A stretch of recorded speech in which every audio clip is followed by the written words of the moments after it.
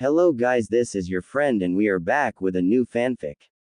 Which is what if Naruto is the leader of Uzushiogakure Council bashing, build own harem, part 1.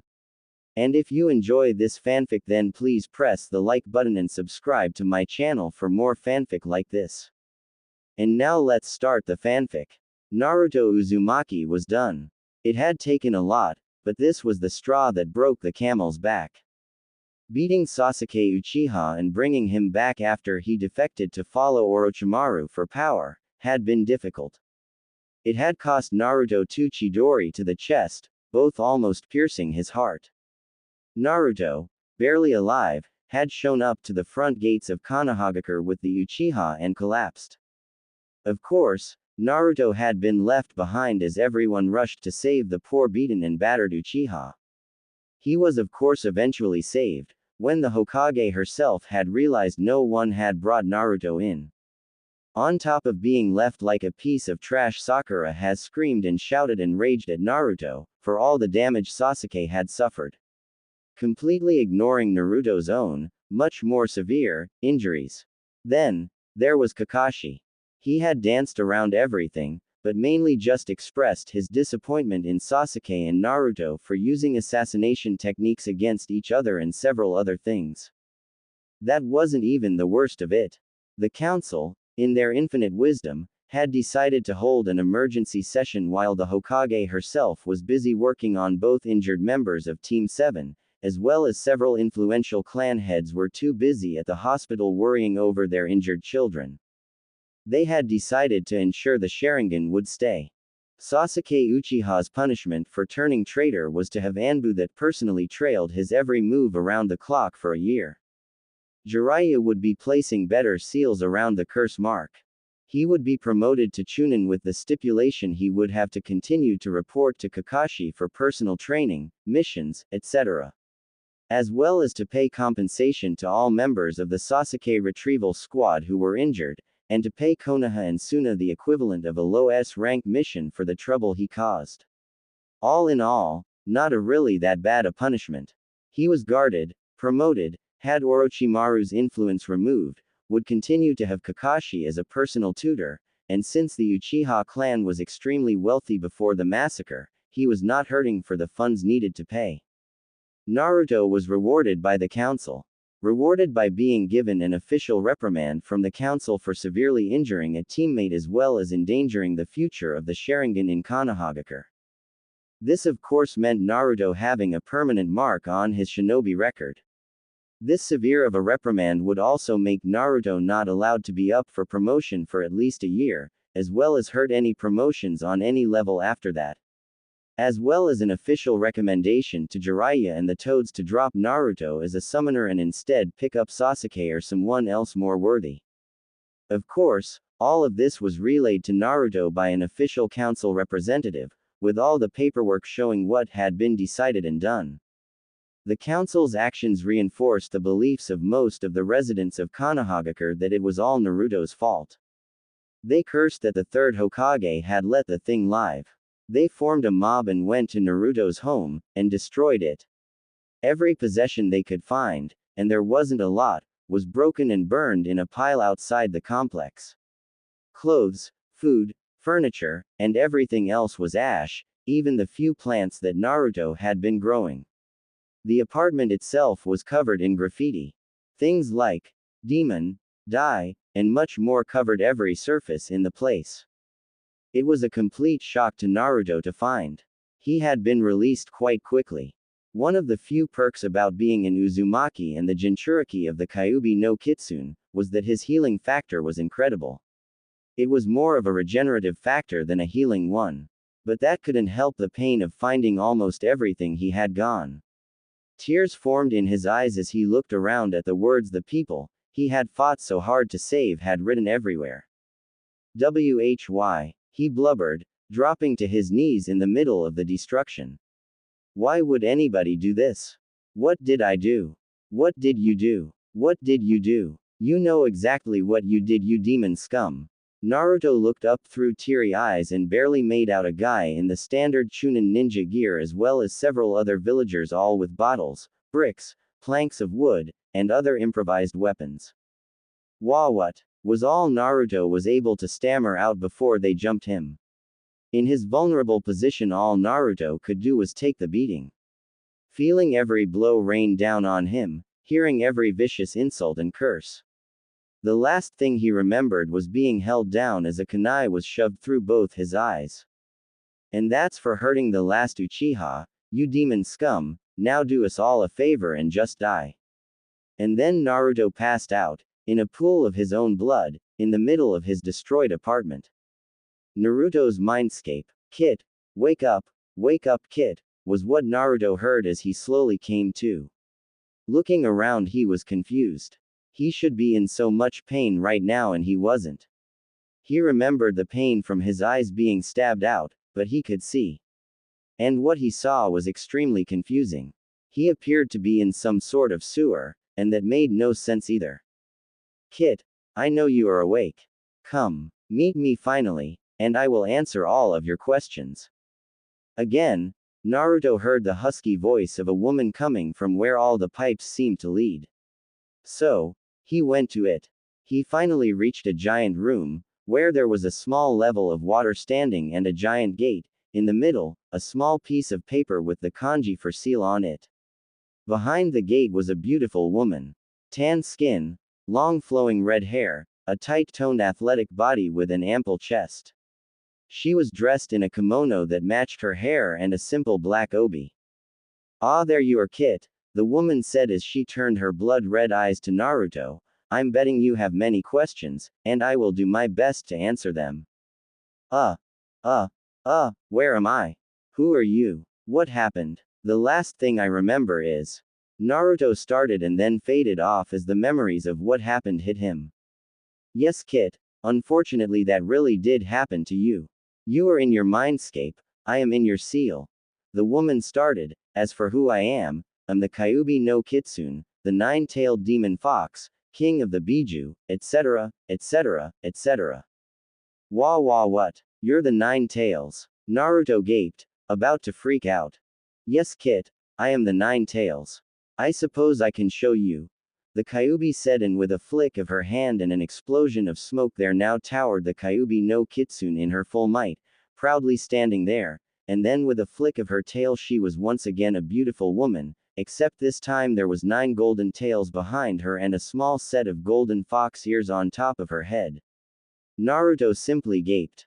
You see, Kit, only an Uzumaki can contain me and be my Jinchuriki. Your mother contained me before you, and before her I was contained by Mito Uzumaki, the wife of your first Hokage. Now I am contained by you, and I am sorry for the pain you have suffered for it. You father and mother would have hated to see you treated like this. But Kit, there is hope. Right now, I am keeping your pain suppressed, and healing most of your injuries. At the moment, I cannot heal your eyes. You must run from this place, get far away. The fools fear my power, and to heal your eyes it would require much of it, and they would attack you for feeling. This time they would follow through with killing you or enslaving you to their will with seals. The Kyuubi started, but, with my help you can escape. Your mother left you a map to Uzushiogakure. Flee to there and I can heal your eyes, and we can train you to become so powerful that none will be able to hurt you like this again. Be you, but I can't see. I won't be able to see the map or anything else to find my way. And if I leave, they will just track me down like we did Sasuke. Besides, this is my home, I can't leave. And that would make me no worse than Sasuke, Naruto said, tears running down his face. No, kid, you must leave, they are killing you here. And you would be nothing compared to that Uchiha scum. You would not be leaving for power, but for your own life. Also, unlike that pathetic Uchiha, you will make it. The Kyuubi spoke. First, the map your mother left was not on any paper. She put a seal on you when you were born that will let you find your way to the ancestral home of the Uzumaki.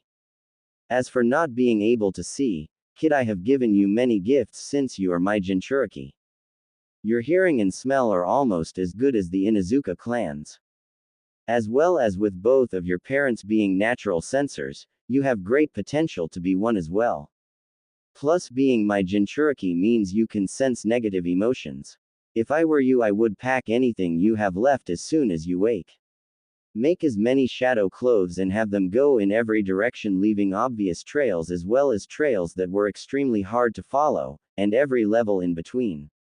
Then use that henge jutsu of yours and disguise yourself as a civilian and walk straight out of the front gate. They will never be able to follow you. That's actually a really good plan. But I don't know if I could just abandon Konoha.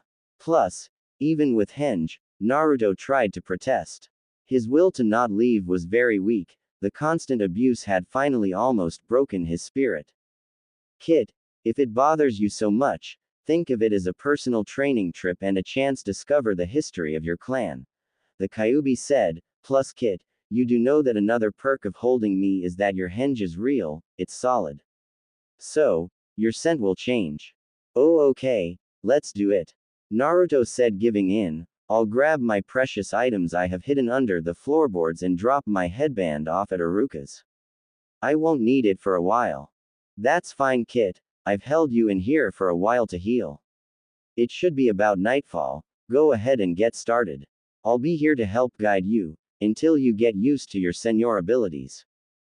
And it was on that night, that the village hidden in the leaves lost one Naruto Uzumaki. It had been 3 years since the disappearance of one Naruto Uzumaki from Konoha. When he was finally noticed missing, it was only because Aruka had come home from a day teaching at the academy to notice a headband on his kitchen table. His old headband, the one he had given Naruto for graduation. He grabbed it and immediately ran to Naruto's apartment. He had vomited at the sight of it and then ran as fast as he could to the Hokage's office. Of course, she sent out search party after search party and had Anbu investigate what had happened. Their reports made her weep. The fact that Naruto, the one reason she had come to Konoha, could not be found and the way he had been treated angered her.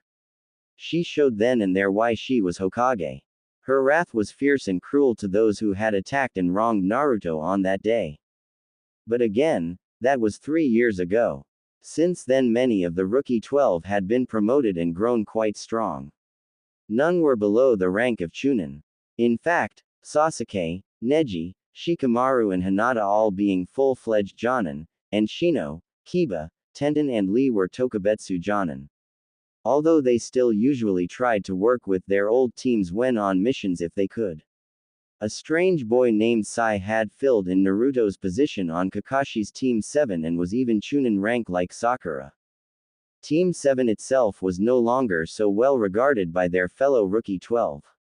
Most outright refused to consider working with them, unless it was under the Hokage's orders.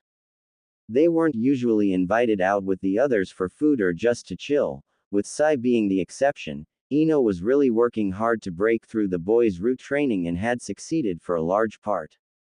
Sakura was still the Hokage's apprentice, although she was not looked at favorably at all like she used to, by Tsunade or Shizune. Sasuke, having been resealed with several strong seals against his curse mark, simply trucked on striving toward his 2 goals. Even though he was miserable the whole time, having seen at least part of the folly of what he had done, and missed the idiot he had at once called his best friend. Kakashi himself was complete mess. The only reason he had not killed himself or gotten killed on the numerous missions he had been taking was the simple thoughts of at least being able to see Naruto one last time and beg for forgiveness. Naruto, the only thing he had left of the family he had pieced together and then lost.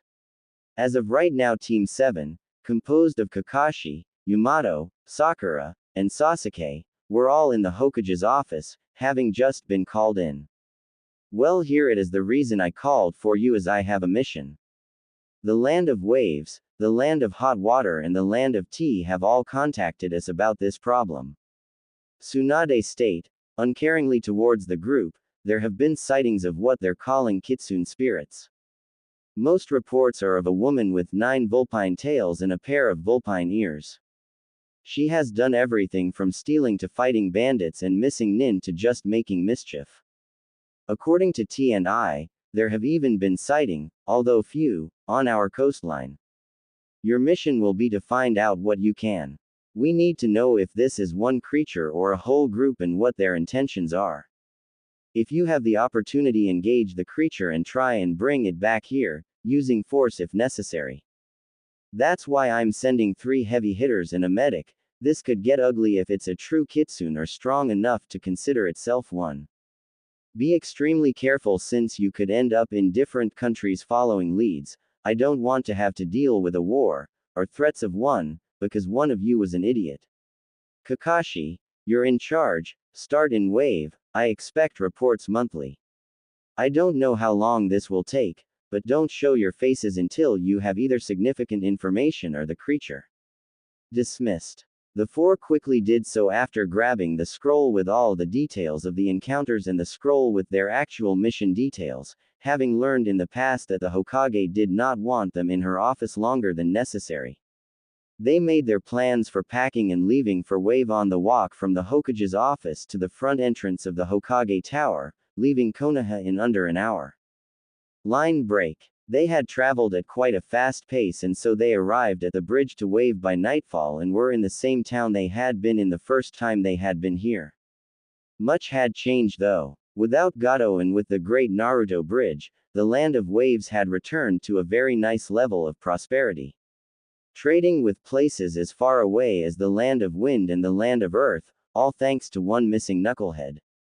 The group decided to crash for the night in a hotel and start their search the next day.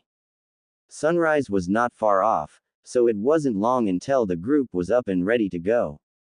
Sakura and Sai were assigned to stay in the hotel and go through every report and detail they had, while the rest would go and see what information they could find from the locals and return by lunch. Nothing, absolutely nothing, Yamato said. No one I spoke to knew anything more than we did coming in. Even the ones that had encounters with the kitsune said they never truly got a good clear look at it. Sasuke grunted in agreement and frustration. Same for me, unfortunately. Kakashi stated, what about you two? Sensei, these reports make absolutely no sense. Sakura started, I have one here about it defeating 5 missing nin easily, and the next was about how it had pranked a mean old man. Then the next was about it stealing 100 pounds of instant ramen, and then another about it giving freshly cooked food to an orphanage. There is one about it breaking in a flower shop and stealing a bunch of gardening equipment and seeds, and another about it slaughtering a group of bandits who downright deserved it. Every report is random and more confusing than the last. Like almost every theft, the person was left with money for the goods. And it's not just in the lands of waves, hot water and fire. I have reports here from the lands of lightning, wind, rivers, frost, and water. It's all over the place with no pattern, no rhyme or reason. The others stared at her, shocked at the range of reports and locations, wondering how exactly they were supposed to pinpoint this creature or get any kind of significant information about it. While Sakura is right, there is a few facts, Sai began, looking down at his own notes. The majority of the reports are from the land of waves and fire. The fewest reported sightings or incidents are from wind and tea. A majority of the reports have it operating at night, with it always near or on water, specifically the ocean. I think we should continue in wave for a little bit. Maybe move locations though, more on the northeastern coast, and search at night. That isn't a terrible plan. Anybody else have any ideas? Kakashi said, looking around and seeing that no one did, and apparently our only plan. One question though, Sai, why the northeast coast?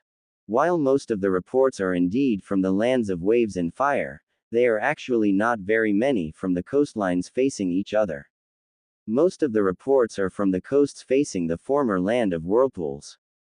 Line break. On the northeast coast of the land of waves, the 5 Konoha nin were slightly spread out wandering the coastline.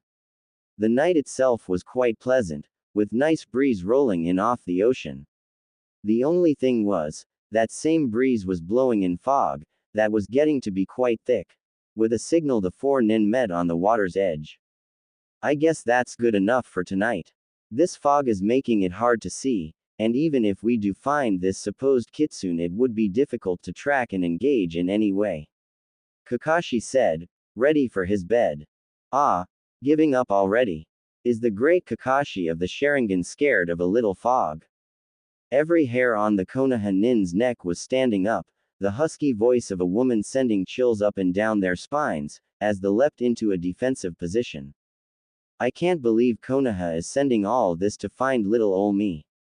The Konoha shinobi could finally see an outline of what was approaching them. The figure of a woman being seen through the thick fog. Not just any woman either. From what they could tell, she had an athletic body, ample chest, 9 swaying tails and a pair of vulpine ears on her head. She was steadily approaching them with relaxed posture and a hip-swaying Y gait. And who exactly is little ol' you? Kakashi said as he slid his headband up and activated his Sharingan. Sasuke quickly doing the same, while the others either pulled out kunai or pulled their hands up in the first seal for a jutsu. Why Kakashi, do you really not recognize me? I know it has been a while, and I didn't look like this, but still, the figure said as it approached. One of its tails flickering out caused the mist to clear, once it was a few steps away. The kitsune speaking up again right as the mist showed it, relaxed stance, hips to the left, arms crossed under her cleavage. It's me. Naruto, believe it. The mist cleared to reveal a very leggy barefoot blonde clad in loose flowy orange pants with black flames that rose from the bottom and ended at her ankles. These pants were worn sensually around her hips with a white belt. The belt did not have the normal ninja pouches but clearly had several storage seals inscribed around it. She had no actual clothing up top but had her chest held in place and covered in a white sarashi. Her long blonde hair was pulled back into a high ponytail and it still draped to the top of her. Behind her 9 orange-white tipped fox tails restlessly flickered around. On her head were 2 orange fox ears. Around her forehead was a black ninja headband, and on the plate was the symbol for Uzushiogakure no Sato, the village hidden by whirling tides. What? Screeched Sakura. Naruto is a boy. You can't possibly be him. Ah, poor little Sakura, are you confused?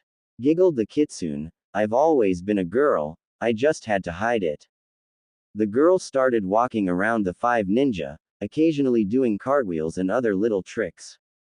After all, as the Jinchuriki of the Kyuubi no Kitsune I was hated and attacked and many other things. And that was as a boy. Can you imagine what they would have done to a girl in my situation? Think about it, Sakura. Stuttered Sakura, eyes wide in shock. Poor sheltered Sakura, even as a ninja you don't live in the real world. That's enough Naruto, Kakashi said, not dropping his defensive posture. And why is that sensei?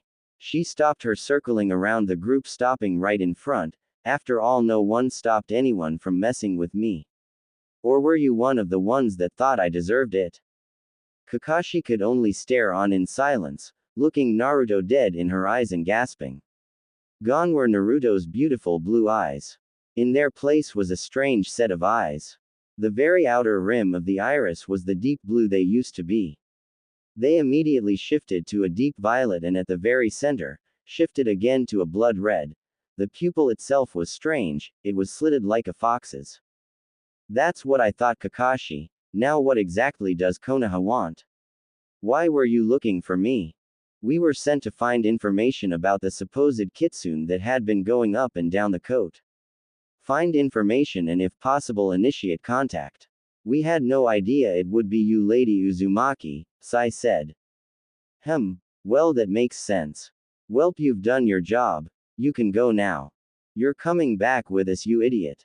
Part of our instructions was to bring the kitsune back if possible and you're technically one of our missing nin. Sasuke all but growled. Nope. Naruto said popping the pea and giggling. I do not believe you have much of a choice.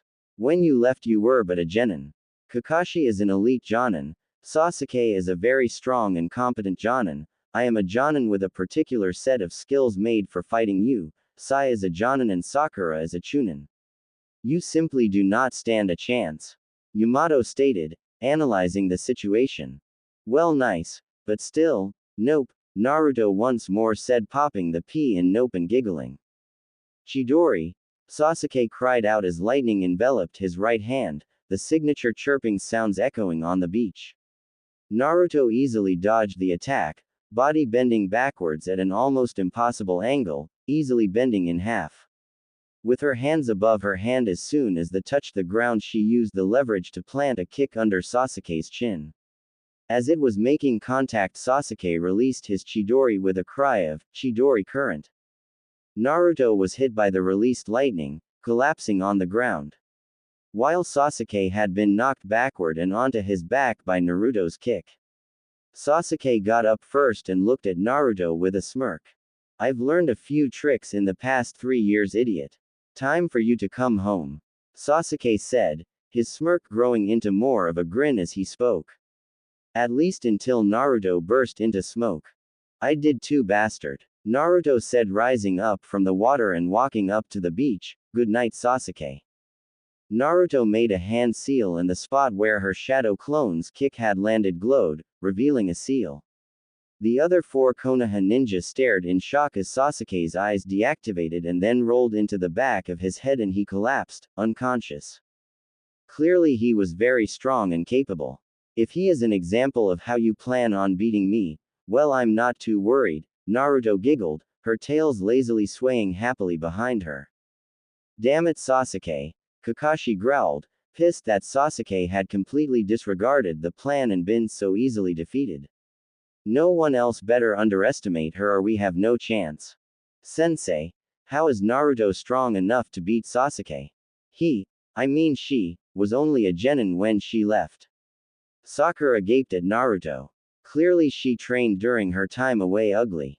Sai said, looking at Sakura like she was an idiot. Ino was making leaps and bounds with the boy. Somewhere in Konoha she was squealing in delight. She just knew Sai had been sarcastic and even used the right expressions, she just knew it. "Don't call me ugly," she yelled, glaring at Sai. It shouldn't matter how much training she did, she was the dead last of our graduating class, she should never be able to beat Sasuke. Now it was Kakashi and Yamato's turn to look at Sakura like she was an idiot.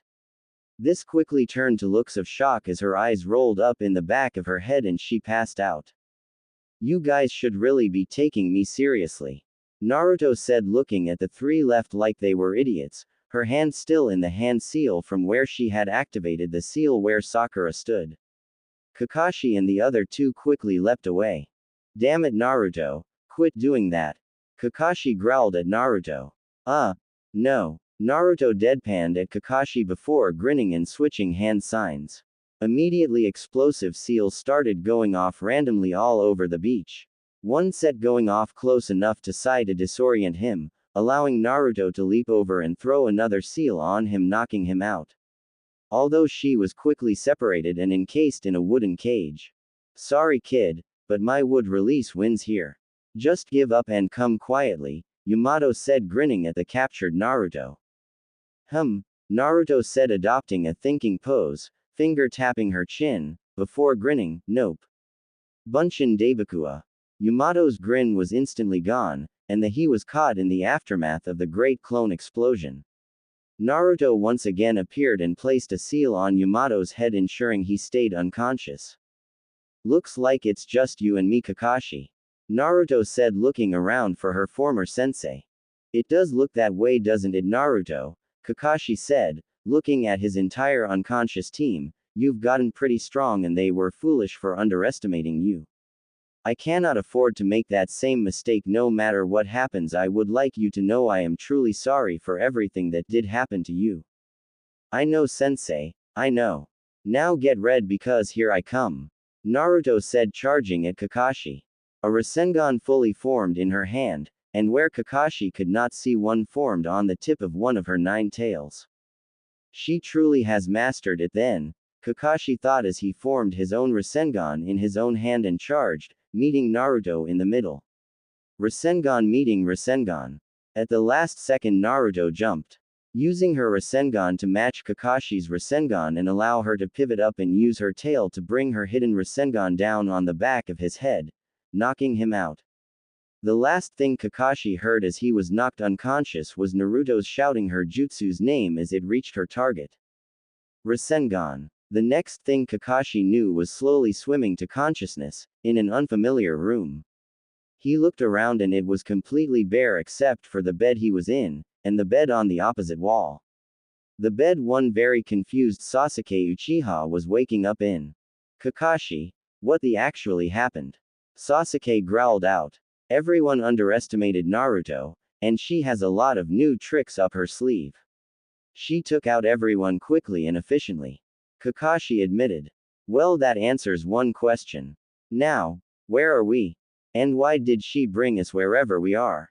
Sasuke said, looking around. Those are very good questions, that I don't know either. What I do know, is that something smells really, really good. Kakashi said, sniffing the air. Sasuke sniffed the air and realized he was right. They both looked at each other and came to the same conclusion. Follow the smell, at worst they find food, at best Naruto and answers. They both threw on their flak jackets and ninja sandals, which were at the bottom of their beds, and stepped out into the hallway. Looking left, they saw Sai and Yamato stepping out of one room and Sakura stepping out of another. All like them, slightly disheveled from just waking up and curious as to where they were. Looking right, Kakashi saw a set of stairs. He could smell that the food was in that direction, so he headed that way. The rest followed. They eventually found their way to the kitchen, and there they found Naruto. She was dressed in an orange spaghetti-strapped, crop top tank top that showed off her toned and tanned stomach, and a pair of black sweatpants. Her hair was pulled up in a messy bun and she appeared to be cooking and humming a tune as she did. The dining room is right down the hall on the right. I'll be there in a few minutes with the food. Naruto said, pointing and not even looking at them. They decided to listen. After all, she could have easily slit their throats at any point when they were unconscious, most of them rationalized. Eventually they were all seated at the table with all the food. Naruto sat at one end of the table, while Kakashi, Sasuke and Yamato sat on her right, Sakura and Sai on her left.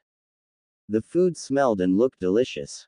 She had it spread out in a buffet down the center of the table. She had 2 pots of white rice porridge accompanied by 2 small plates of pickled plums, a large plate of tamagoyaki, rolled egg omelets, a large plate of pan-cooked and simply salted fresh salmon and another of tuna, a large bowl of fresh fruit, a bowl of assorted pickled vegetables, with a jug of water, a jug of soy milk, and 2 tea options, green tea and Sakura tea. All in all, Konoha ninja were amazed. Now make sure you eat up, Naruto said pointedly, loading up her own plate. There is plenty more in the kitchen. That's good, Gaki, a voice said, appearing at the other end of the table. I'm starving. Every single one of the Konoha shinobi jumped up and reached for their kunai, stopping as soon as they all recognized the figure. The figure at the other end of the table was none other than Jiraiya the Gallant, the Toad Sage. The 5 ninja nearly gaped as Jiraiya loaded up his own plate and began to dig in, like Naruto. They both only stopped when they realized the 5 ninja were still standing, looking shocked at Jiraiya. What's the problem? Naruto said, looking up curiously. What's the problem? What's the problem? Sakura started screeching. The problem is that one of Konoha's strongest is sitting here like he knew you were here the whole time. Damn, Jiraiya said, winching. You have a pair of lungs on you. Sit down and I'll explain. The ninja sat down and began to load up their own plates.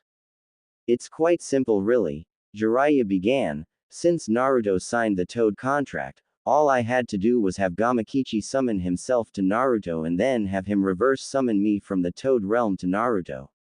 When I got to her, she was already here in Uzu. Suddenly the Toad Sage started releasing killing intent so strong it froze everyone in place, except for Naruto, while they were eating. The condition I saw her in, I was ready to attack Konoha myself. Jiraiya growled. She had been healed up tremendously by her abilities as a Jinchuriki, and yet most people would still be in the hospital from the injuries. Then I saw her eyes. The killing intent spiked again, as every single one of the 5 were fighting to pass out. Her beautiful eyes were gouged with holes in them, still bleeding. Calm down, Jiraiya, Naruto said, looking up at him pleadingly. Jiraiya in turn took several deep breaths and forced himself to calm down, and to stop releasing killing intent. The five were very happy about the once again, calm Jiraiya. Naruto explained the situation to me, and I agreed with her. The hilarious part was when she revealed she was a girl. I had literally known her since before she was born. She was the one who was shocked. Jiraiya laughed, then she told me the Kyuubi would heal her eyes.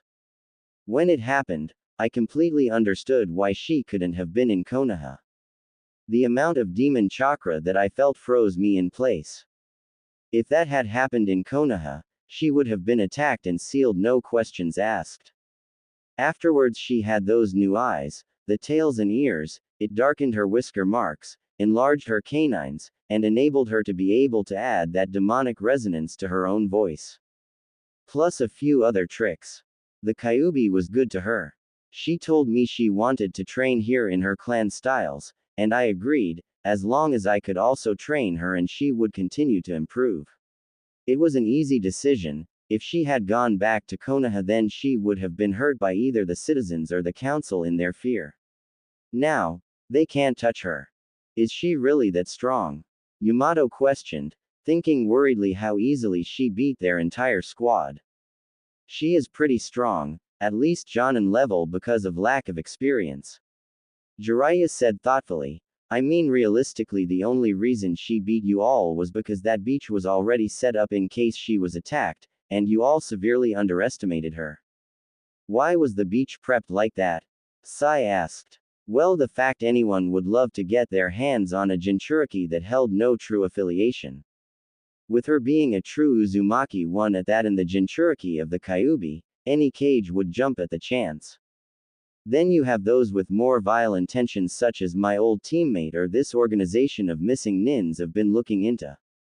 Having a few extraction points when she went out to get food or clothes or supplies was a necessity. Most of the time she beats them and hits them with a memory-altering seal so they forget about her. Jiraiya said before giving a hard look at Sai, she's even had to deal with other little drones from Danzo's little secret group. Sai's eyes widened before starting to stand up, only to be frozen in place. Don't worry about it, Sai. I simply remove their seals, nasty little pieces of work, and have a chat with them. Then I seal them away. They need some professional help. Naruto said slightly gloomy, I removed your seals too. Everyone could only gape at her. Sai sitting down nervously. Sai, we're going to have a little chat with the Hokage when we get back. Kakashi said with a hard glare. Wait, Sasuke said, looking curiously at Naruto, why didn't you just use your seals on us and make us forget about you? Well, it's simple really. She started, with your mission it would become more and more likely that you would track me down again and again. Even with seals altering your memory you would not underestimate me every time, and then I'd lose and be dragged back to Konoha. Plus, Jiraiya wouldn't let me. The five sweat dropped at her pouting about her actual reasoning. I told you kid, it's time for you to return to Konoha. Jiraiya said, scooting his plate away, finally full, if you go with them, they're a good escort that gets you directly to the Hokage without interference or having to sneak in. Plus, it will get you somewhere a little safer. Remember even with all its defenses this place was overrun once, and that was back when it was full of shinobi. At least in Konoha, there are ninja to ensure nothing happens to you, and gives you another village to watch your back. Is something happening that we all should be worried? Kakashi glanced at Jiraiya. I'm hearing some whispers right now, and until I confirm them with my spies I don't know. The sage said, either way we're heading back to Konoha after this. I'll be going with you to make sure she gets there. So, do whatever you have to do. We're leaving in the next hour. It was an interesting trip back. To begin with, Naruto had shown up dressed as she had been for the fight on the beach. Jiraiya had refused to let her leave dressed as that. They yelled and argued and fought. Naruto finally gave in, after Jiraiya said he would buy her as much ramen from Ichiraku as she could eat when they got to Konoha. She had returned dressed with her hair down, but held back by an uzu headband. She wore an orange crop top with dark blue long sleeves. Underneath it she wore black ninja mesh armor that tucked into her shorts, that was clearly seen because of the crop top. She wore orange athletic-styled shorts that were held up by a black belt. The belt had seals all around it and the black clasp at the front had the kanji for oil in bright orange. Underneath her almost skin-tight shorts were actual skin-tight black leggings that went down to her ankles. Around her right thigh she also had wrapped white tape and strapped on a pouch for kunai. She still wore no shoes. Jiraiya had growled about this outfit as well but didn't say too much. He knew he couldn't afford to bribe her to change again. The trip back was very interesting. After making it to Wave by boat, they had initially set off an easy, for ninja, steady pace. Naruto had struggled to keep up. Breathing very heavy and seemingly struggling with every move. Jiraiya had merely laughed at her and gave a look for the others to not ask any questions. But, by the halfway point she had changed once again. She was in constant motion, easily outpacing them all. First darting to rush ahead and then falling to the back, constantly checking out things that interested her, and to their shock, using Jiraiya as a springboard to do tricks off of. Literally running circles around them, even when they set a much harder pace. All the while she was chatting with Jiraiya about seal theory, the seals she was working on, and seals in general. It was so far above the grasp of the others, they merely gaped and kept their mouths shut, for not wanting to sound like an idiot. The first time she actually spoke to Squad 7 was when they were about 2 hours out from Konoha, and that was to grill them about the people that she still knew there. Sakura was only too happy to fill in the details of the last 3 years. The other 3 of the other 4 never did anything much social with her age group, and Sai was so out of his depth with how Naruto asked questions and chattered on that he just kept quiet. Later, he planned on asking Ino what a social situation like this required. Naruto was shocked to learn that Hinata had made Jonin. Apparently, the girl, with Neji's help, had redeveloped an old Hyuga style of taijutsu, mastered it and was considered a prodigy in it. The flowing fist was very similar to the gentle fist, but as its name suggested much more graceful, dance-like and flowing. It was perfect for those that had an elemental affinity of water, especially considering that all but a few Hyuga were earth affinities. She also was a part-time apprentice of Tsunade and was actually quite good at medical ninjutsu. The combination of her flowing fist, med-nin training made her a very dangerous opponent. She had finally shown her skill after seeing her little sister callously using the caged bird seal repeatedly on Neji for daring to be a prodigy and showing up the main house, and then she had talked down about Naruto and the ideals he had spewed. Needless to say, Hinata forgot to hold back in the spar that followed almost immediately. Thrashing the girl and badly. And when 2 elders that had planned on using Hanabi as a puppet clan head stepped in to stop Hinata, she cut them to pieces. She was still a sweet and kind girl to most, but according to rumor it wouldn't be long before she ousted her father as clan head and forced the Hyuga to make some much needed changes. Hinata led to a discussion about Kiba and Shino. Both Tokubetsu Jonin because of their skills with their clan jutsu. Apparently, they were both fast becoming the best of the best with them. While Sakura told of how Kiba was less of a hothead listening to the much larger Akamaru to help keep him balanced. Shine, well much stronger, still had not changed that much. Both were backing their former genin teammate Hinata politically with their own clans. Talking about Hinata also led to discussing Neji. The boy was much kinder too, while being ruthless on the battlefield. Never again underestimating an opponent like he had done with Naruto. Even going as far as almost preaching that you make your own destiny. Like Naruto had beat into him. He had, and still did, help train Hinata in first the gentle fist and then helped her with the flowing fist. Using his own rank in the branch household to help back Hinata, with almost every one of them listening to him. His own skills had improved to the point he was quickly becoming considered the most dangerous person to ever use the gentle fist, only ever being beaten in straight taijutsu fights by his old sensei Guy, and even his former teammate Lee. Lee and Tenten had both become Tokubetsu Jonin. Both extremely strong in their specialties. Shikamaru had mysteriously joined Anbu for about 2 years, and when he left had come out as a Jonin. The laziest of the class had been forced to step up by a combination of his mother's nagging, Tsunade forcing him to, his equally lazy father pressuring him so that he could retire, and guilt at failing to see Naruto's situation. The genius partially blaming himself for his friend leaving. Ino and Choji were only Chunin, but that was supposedly changing soon if rumors were anything to go on. Ino had a talent for T&I and was only being held at Chunin so that Ibiki and her father could continue to easily train her. Anything higher and the Hokage would be looking to send her out on more and more missions. Even as she also was being partially trained as a medic nin, being another part-time apprentice to Tsunade. Choji had himself been in Anbu, and recently just rejoined the normal forces. People were looking for him to be promoted as soon as he showed off his skill set. Sakura had started talking about herself and Sasuke, but Naruto gave a snort and then proceeded to ask about Iruka and the Hokage. Sakura gave Naruto a bit of a hurt look, before telling her how Iruka was still a Chunin instructor at the academy, but had been seen quite frequently with Anko, that crazy instructor from the Forest of Death. Tsunade, on the other hand, had been ruthless with doing her best to resecure the power Hion Sensei had lost to the council, and in implementing her own med-nin program. As Sakura finished up, Naruto drifted to Jiraiya's side, calming down.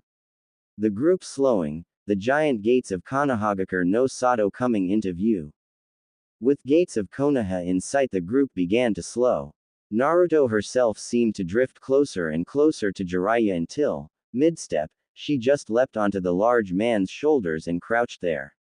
To Sakura and Sasuke it was a shock because it appeared not to affect the Toad Sage at all. Kakashi and the rest it didn't, they at least had some understanding of how truly strong the man was. As the group finally slowed to a walk, they could see several key figures waiting at the gates. Kakashi had sent Pakun ahead with a message for the Hokage. The message reading, Squad 7's mission complete. Kitsune among returning party, as well as Lord Jiraiya.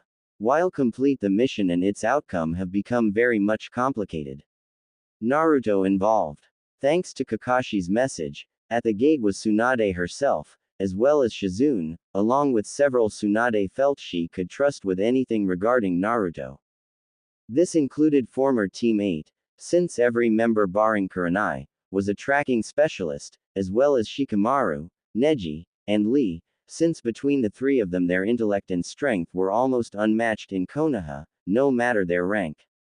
Unfortunately, this large number of high-influential and high-ranking ninja attracted attention, and it wasn't long before the rest of the Rookie 12 were gathered as well, along with Danzo and several of his puppets. The returning squad stopped in front of Tsunade. Squad 7 reporting in, ma'am. Mission complete, Kakashi said, being the first to speak. All the gathered members staring at Naruto. We can see that, Kakashi. Is there a reason you are letting the thing walk about freely? It should be in cuffs or sealed. Or better yet, cuffs and sealed. Danzo sneered, stepping closer in an attempt to get a better look. Lord Danzo, I believe Kakashi was speaking to his Hokage, not a mere advising elder, Jiraiya said with mirth in his eyes. As for why she is free, she came of her own volition. Yes, Danzo, this is quite enough. Tsunade glared at the old man. This is a matter for the Hokage and her ninja. This is not a matter for an old man who wishes he were Hokage. I am simply trying to look after the interest of Konoha. Danzo replied through gritted teeth, glaring at the Sannin. I am quite capable of looking after the interest of my village, myself. Tsunade growled back. Then you can look and see she is wearing the headband of a foreign village, Lady Hokage. Danzo sneered back, she must be treated as such. This caused everyone to glance at the Uzu headband on Naruto, who was still perched on Jiraiya's shoulder. Only a few recognizing the marking. Well, considering Uzu was an ally before its destruction, my headband shouldn't really require that I be treated as a prisoner. Naruto herself spoke up, on eyebrow arching up, her tails lazily in motion behind her. Ah, it speaks, Danzo said, his attention returning the kitsune. Not sure if you need your eye checked, old man, but I am a she, not an it. Naruto said, glaring, her tail starting to whip around a little faster. I apologize, my dear, this elder forgets himself, Tsunade said, looking up at Naruto cautiously, and while I thank you for coming here so easily, I have another matter I must deal with. Kakashi, you mentioned Naruto in your report. How is he? Where is he? Why did you not bring him back? The questions came quickly at Kakashi, as well as some killing intent. Kakashi gulped and merely pointed at Naruto. Tsunade pinched the bridge of her nose and sighed before looking back at Kakashi. I understand you were in the middle of a mission, and had possibly completed it, or were completing it when you ran into him. But the mission you had was long-term, you should have went after Naruto. Now, where is he? Tsunade said. Again, he is a she. And she is right here. Naruto said nervously. Jiraiya winced as her fingers and toes really dug into his shoulder. Huh, came the general consensus of confused sounds. I am Naruto Uzumaki, what, don't recognize me? Naruto said, throwing on one of her easily recognizable huge smiles. Everyone looked and recognized said smile, along with the whisker marks, the bright orange clothing, tan skin, and blonde hair. Tsunade along with almost everyone gaped at her. The only one who didn't was Danzo. Anbu, arrest her, he cried out, she is missing Nin Genin Naruto Uzumaki. Immediately several Anbu surrounded Jiraiya. He instantly had a Rasengan in each hand, his eyes daring them to come forward. Kakashi was quickly at the Toad Sage's back, a Chidori charged and ready to go. He had failed Naruto before, it would not happen again. What are you doing? Tsunade hissed at the Anbu. Their job, Lady Hokage. Danzo sneered. Tsunade growled at him before turning and glaring at the Anbu. Stand down before you get yourselves killed. Tsunade said with a glance toward the two ready ninja, and for another matter, since when do you take orders from anyone other than me? The group of Anbu backed off. The leader of the group came forward and kneeled in front of Tsunade, a mouse mask covering his face. Apologies, Lady Hokage, he began, we only acted at the honorable elder's call in your defense. We heard the word missing Nin and acted. Tell your men to stand down until I figure out what is going on, Tsunade said and walked to stand in front of Jiraiya and Naruto. Are you really Naruto? Jiraiya's eyes softened and he nodded. Naruto merely reached into her shirt and pulled out a necklace, one that was very important to herself and Tsunade, the necklace of the first Hokage. It really is me, Granny. Naruto said, looking down at her. Tsunade herself fought off tears. It matters not, if it claims to be Genin Uzumaki or is actually Genin Uzumaki. It needs to be placed under arrest and tried in front of the council. Danzo sighed smugly from the background. Actually, Naruto said with a smug look of her own, you can't arrest me. No, Naruto, he is right. Tsunade said sadly, as a missing nin you have to be placed under arrest and tried. Nope, Naruto said with a grin, see, whenever I got caught playing a prank or a prank was proved to be one of mine, Grandpa Third had a punishment. I would have to read and copy one of the laws of Konohagakure no Sato scrolls. I had to do it until I had the scroll, he had assigned me memorized and could recite it and write it down word for word from memory. If I didn't get caught and could prove to him a prank was mine, I got treated to ramen. I eventually memorized every one of the scrolls. And I had Pervy Sage here bring me a copy of all the newest scroll on the new laws and amendments and I memorized those too. Tsunade paused Naruto as Shizune retrieved the giant sealing scroll that held all the scrolls of the laws of Konohagakure no Sato.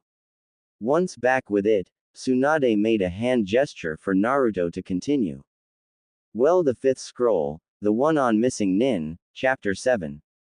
Section 17, Subsection 3, Article 1 says that.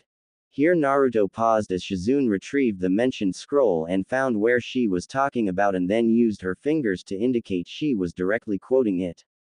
Any ninja of Konohagakure no Sato who has been declared a missing ninja or traitor of Konohagakure no Sato may turn themselves into the custody of any high-ranking ninja of Konohagakure no Sato that is in good standing with the reigning Hokage and be allowed to present their case before the Hokage and the Council of Konohagakure no Sato immediately before being arrested or tried. The accused may be fully pardoned by the Hokage on grounds of proven innocence or justification. If not, the accused will formally be arrested with no loss of rights and at a later date will be judged fairly, with remembrance of having turned themselves. And since that law has not been affected retroactively by any other law that has been passed since then, I qualify. I am the accused, since I have returned with Jiraiya and Kakashi. Either can be considered the high-ranking nin in good standing, therefore I get to make my case. Word for word, Shizune said, wide-eyed and amazed. Danzo growled and quickly left to gather his puppets and remind those who owed him favors. In his mind, Naruto was only delaying the inevitable, her under his thumb. Shikamaru, Neji, Lee, go inform all members of the council we will be meeting as soon as all or their chosen representatives are gathered. Tsunade said, glancing at Naruto before also leaving to get ready. Everyone else also left quickly. Almost all would be required to be in attendance, being clan heirs or apprentices of those who would be required to attend. Naruto, I hope you know what you're doing, Kakashi said with a shake of his head as he deactivated both his Sharingan and Chidori. Ye of little faith, Kakashi, Jiraiya said with a grin, his Rasengan fading away. The rest of the group merely glanced at Naruto, before beginning to make their way to the council's room. Line break. And then we arrived here, Kakashi said, finishing his complete retelling of the events that lead to the event at the front gates. The full council was gathered. Tsunade at the head of the giant table, her apprentices that were not clan heirs standing off to her front left, the honorable elders seated off to her front right, the clan head all seated on one side with their respective heirs behind them, and the civilian council seated opposite of them. Does anyone else have anything to add or a different version of what happened? Tsunade said, looking at the group. They all shook their head, even Saito Danzo's unshown disappointment. Is there a reason you did not return Genin Uzumaki here when you found it, Jiraiya? Danzo said, looking smug, because that is also grounds for arrest. She's my apprentice and goddaughter. Jiraiya sneered. Then no true reason at all. We will need to hold a hearing after this for your crimes then. Danzo said with a smirk. Enough, Danzo. You do not run this council, I do. Accused Uzumaki, it is time to make your case. Tsunade said warily. Well, it's very simple, Lady Hokage. This council has no right to judge me. Naruto said with a grin. The entire council exploded. Some demanded an explanation, others demanding that she be arrested, and others just shouting nothing at all. Tsunade finally got everyone to calm down when Danzo spoke up again. Clearly it is not taking this seriously, Lady Hokage. Have it arrested so we can have a trial. Maybe if you give it to me as its punishment, I can help train it to be more loyal to Konoha, he said, sneering. Danzo, if I have to remind you again that you do not run these meetings or this council, I will throw you out myself. Tsunade said before turning to Naruto, but he does make it a valid point. Naruto, you cannot make baseless claims like that as your case. What if I point out they are not baseless? Naruto replied. Explain. Tsunade countered. It is not argued that Uzu was destroyed, ending most members of the Uzumaki clan except those that were not there or who quickly fled to far-off lands. One of the few Uzumakis who was not there was one Kushina Uzumaki, who had been sent as an ambassador to Konoha to be its Jinchuriki, since only the Uzumaki can be the Jinchuriki of the Kyuubi no Kitsune. Naruto began. Kushina died due to fighting the Kyuubi after having it ripped from her during childbirth by an unknown party. The fourth Hokage then sealed the Kyuubi into the Kushina's child, me. These facts are not contested. Shikaku. Tsunade questioned. If this is all true, it will be written down in the different records departments as well as the Hokage's record.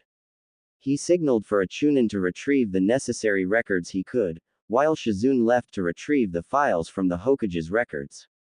The Chunin did so, presenting them before Shikaku and then Tsunade. And then Shizune returned and did the same. All of this information is recorded down as facts, although some of it is supposed to be S-rank secrets, Hokage eyes only. Tsunade said with a glare. Continue. Well, it's simple then. Did Kushina Uzumaki ever become a citizen of Konohagakure no Sato, or register the Uzumaki clan as a clan of Konohagakure no Sato? Naruto questioned. With a nod, Shizune left and retrieved the right records.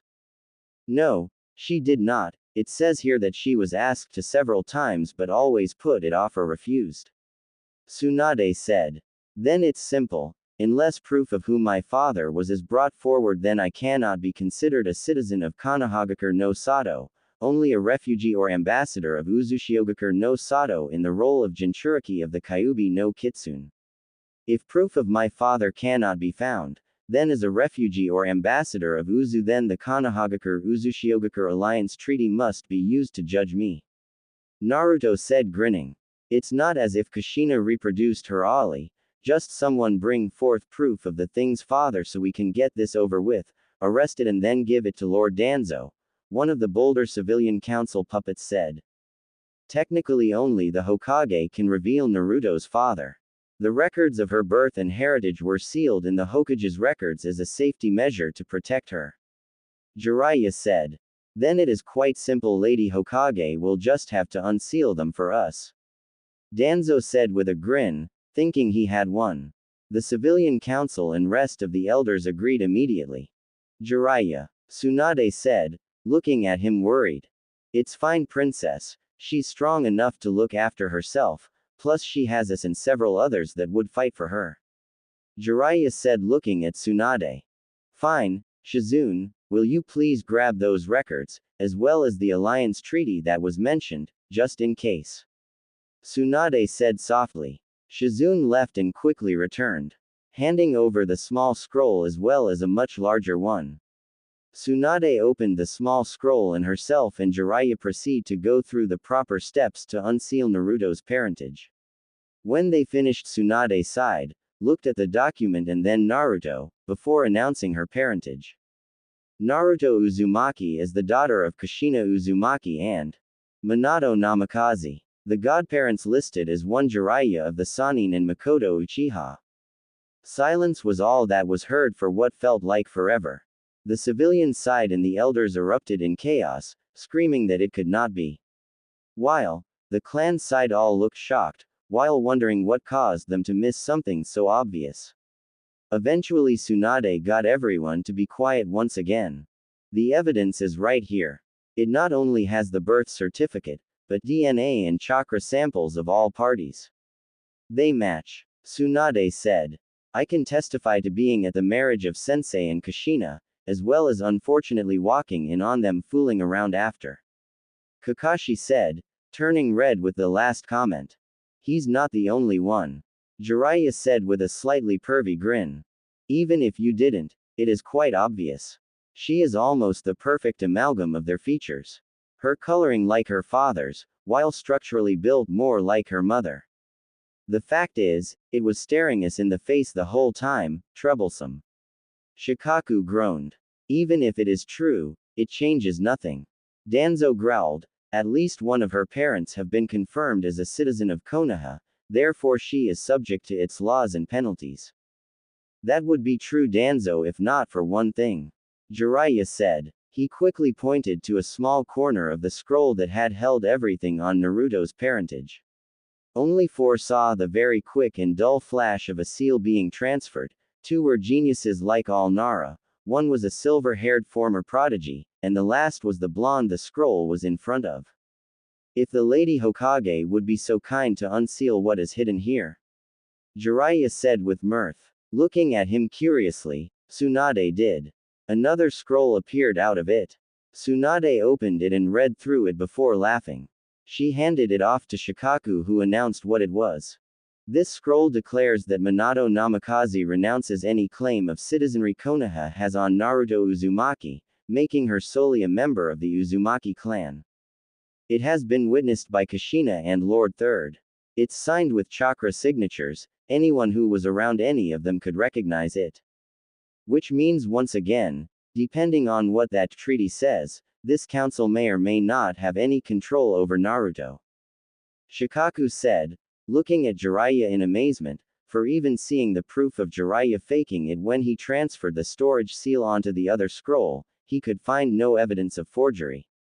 He tossed the scroll to Danzo, who after reading and rereading and re-reading, threw it down and, with a growl, walked out, already knowing what the old treaty said. The other two elders picked it up and read through it before passing it around. Since you have seemed to know so much so far, where exactly in this treaty will we find what relates to this case? Tsunade said, still chuckling. Let's see, it should be in chapter 23, section 17, subsection 4, the first article is where it starts.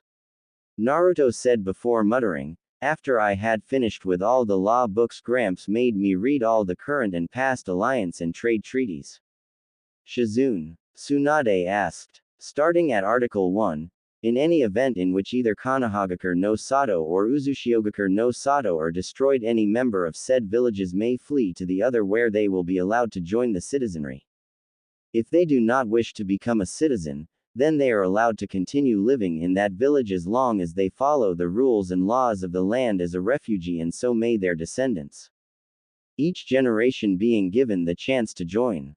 If the fleeing party is a member of any of the founding clans, the Senju, Uchiha, or Uzumaki, then the fleeing party will be given the chance to allow their clan to join that village and become part of the citizenry that way. If the offer is refused, then the clan will be allowed to live in the village, as long as it honors the laws and rules of the village, as an allied clan. Both the allied clan and the village it resides in having to obey the treaty still. Each generation being given the offer to join. If a member of said refugees or clan wish to join the shinobi forces, they will be allowed, being allowed to wear their clan crests and even being able to wear the headband of their former village. As they are not actually citizens of the village they are residing in, then only the reigning Kage has any say over them, not the village elders or the village council. Shizune stopped. Welp, apparently this meeting is pointless. There are no rules or laws that the elders or this council can use against her. Tsunade said, laughing, now all that is left is to get me to not punish you. That's quite simple. When Sensei was in charge, he wrote down several laws regarding the rank of Sannin and their rights. One of which was as long as Konoha was not at war, then they could take themselves and their apprentices to train without prior notice to the Hokage. I'm sure you know who he wrote this law for. Jiraiya said, laughing, as Tsunade and Shizune looked slightly peeved, and I'm sure Naruto could tell you exactly where to find it. There is no need, everyone is dismissed. Shikaku have Naruto's public information updated, as well as her status as a missing nin changed and everyone given notice. Tsunade started, Jiraiya, Naruto, and Kakashi join me in my office. We have a few more things to discuss. Once back in the Hokage's office, the three relaxed and sat down. Tsunade activating privacy seals, and with a glance Naruto and Jiraiya activating their own. Tsunade pulled out a big jug of sake and took a massive sip before sitting it down, looking at the group, and taking another swing. So, am I supposed to look past you planting that scroll? She questioned, and as for that matter, how in the hell did you do that? You are if you want to keep Naruto here and yet her be out of Danzo's hands. Jiraiya started before taking the jug and taking a swig himself, and as for how, as a street rat you learn a few tricks, when you become a seal master you add to that, and when you become a spy master, well you put it all together and do your best to fool everybody. I mean, hell, who do you think has been signing your name to the few reports that you sent in that kept Sensei from having to list you and Shizune as missing nin? Wait, you did that? Tsunade said, shocked. I've always had your back, Tsunade.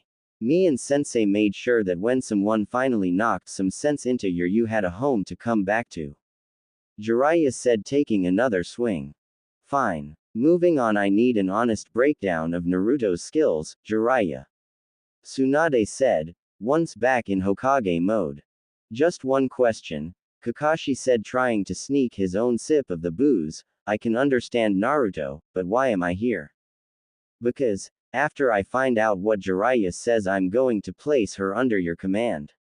The presence of 3 Sharingan, a wood release user, Danzo's subordinate, and my own apprentice should help calm any fear from the civilians and keep peace with the elders. That's not a good idea. Naruto said, looking away. And why not? Tsunade asked. Because she doesn't trust them. Jiraiya said after Naruto failed to respond. I mean, think about it. 2 of them she doesn't know, except that one claimed to be made to control her and the other is Danzo's pawn. Sasuke is obvious, betrayed the village and put 2 Chidori in her chest. Sakura, because the last she knew her, Sakura would sell anyone out for Sasuke, going as far as to verbally assault her loyal and more injured teammate for forcibly bringing the traitorous one home. And don't even get me started on Kakashi. What does that even mean? Tsunade said while Kakashi looked saddened. Let's see. He knew her parents and didn't tell her. He favored the Uchiha in everything, never giving her a chance in anything. Going so far as to personally train the Uchiha for the Chunin exams and dumped her on Ebisu. That's right, you heard that correctly, Ebisu. Whenever she asked for help before that, he told her to work on chakra control. Tsunade, how in the hell was a true-blooded Uzumaki supposed to learn chakra control when the only things she knew was tree walking and academy exercises? You know, the things made for people who only have a fraction of her chakra. Jiraiya growled, Kakashi's shoulders sagging more and more with each failure. Damn it, that may be. But that's the only place I can put her that keeps her from being attacked politically and keeping everything calmer. Tsunade growled before pulling out another bottle.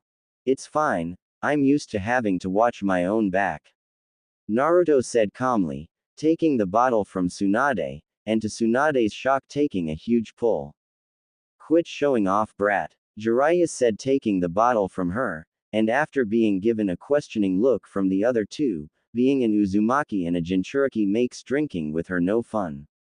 The Uzumaki natural healing factor makes it take a lot more alcohol to do anything, and then the Kyuubi filters it out. She apparently considers it poison. The other 2 nodded, it made sense. As for her skills, she's probably the best Konoha has. Jiraiya began, she has one of the most diverse set of skill sets, and the most dangerous. The problem is lack of experience. She has honestly only had 3 sparring partners the whole time, not counting squads like Kakashi's that she trapped and ambushed. So I'd put her at mid-Jonin level, with the ability to easily become Kage. She's that good? Tsunade asked. Let's see. Jiraiya began with a chuckle, her biggest strength, the ability to spam shadow clones. Not just in a fight but to train. Using them in the past 3 years to train, she has made leaps and bounds. Taijutsu-wise, she has mastered 3 distinctive styles, the Uzumaki clan style, the Gamma style, and the Kitsune style. In hand-to-hand she can effortlessly flow between the 3, add in her unpredictable nature, and she is a force to be reckoned with that less experienced shinobi will be overwhelmed by. In that same thought, she has mastered the Uzumaki clan style, Gamma style, and Kitsune style of Kenjutsu. The blade she uses for Kenjutsu is one of the strongest swords I've ever even heard of. She is also an Uzumaki seal master, or mistress I guess, and I do mean master. The level she is at, I struggle with the concepts of, soon she'll be better than me, Kushina or Minato ever thought to be. As expected, she is a ninjutsu monster. Between her own massive reserves and the Kyuubi, it will be a cold day in hell when she runs out of chakra. With her clones even, I've lost track of how many jutsu she actually knows. She originally had a natural affinity for wind, water, and lightning. Thanks to Uzumaki genetics and Minato. After the Kyuubi healed her, she gave her some major perks. The Kyuubi added a natural affinity for fire and altered Naruto's DNA to be able to use advanced chakra releases much easier. She can actually easily, relative when compared to other ninja, combine 2 of her basic natural affinities into the advanced ones.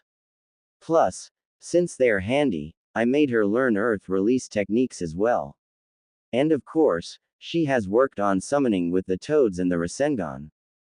Tsunade and Kakashi were stunned. If all of this was true, Naruto had the chance to become an actual monster, no, a god of shinobi. Well, you remember Kushina's sword. It started out as that. Apparently, she had hidden the remains of it at Uzu for Naruto. Naruto found these pieces and decided to reforge it. The Uzumaki were geniuses, their scrolls of knowledge were all sealed against time and weather. The scrolls they had not only left instructions on how to do something in their way, but had chakra echoes in them, so you could have a master guide you through how to do it. This was how she learned how to forge and how to seal in the Uzumaki clan way. So, she reforged Crimson Princess in the traditional Uzumaki way, but she didn't stop there. She took it to the biggest seal room in Uzu and proceeded to seal the hell out of it. This room was about as big around as the Forest of Death, and as tall as the Hokage Tower, and made perfect for writing seals. Using only blood and chakra, she filled the room full with a massive three-dimensional sealing array, with the Crimson Princess floating in the middle. This thing was one of the most complex seals I've ever seen. Some of the lines in it were no bigger than the chakra threads Suna puppeteers use. She then forced it to collapse on itself so she could add to it. That was merely the base sealing array. When she had finally finished, she had filled that room a total of 9 times, collapsing it down after each array was finished. She was beat. She worked on it for almost 9 months. She used gallons of her own blood, massive amounts of her own chakra, the Kyuubi's chakra and nature chakra. Here Jiraiya was interrupted, the other two almost in at the same time, gasping out. She's a sage, Kakashi exclaimed. She can use senjutsu. Tsunade gasped. No, Naruto said, interrupting them, I have been learning the basics of it, but I haven't begun my formal training yet. I used seals on my own body under the guidance of Grandpa Fukasaku, Grandma Shima, and Pervy Sage, to channel the nature energies into the seals. The other two still gaped. That itself was an accomplishment. As I was saying, she used all of that and finally the seals were done. But she was too exhausted to do anything. I made her rest for several days before I let her activate them. And that itself was another battle. It took her 9 days of constant heavy chakra flow for the seals to activate. She did 3 days of her chakra, 3 days of demonic chakra, and 3 days of nature energy. Then she passed out, but the blade was finished. If she wants to, she can tell you about her blade. As long as it goes no farther than this room, I see why not. You've already told them so much already, sensei. Naruto deadpanned. The other two quickly nodded, agreeing to not mention it. Well, first things first, did you know the 7 swords of the mist were actually forged by the Uzumaki? It was supposed to be a gift.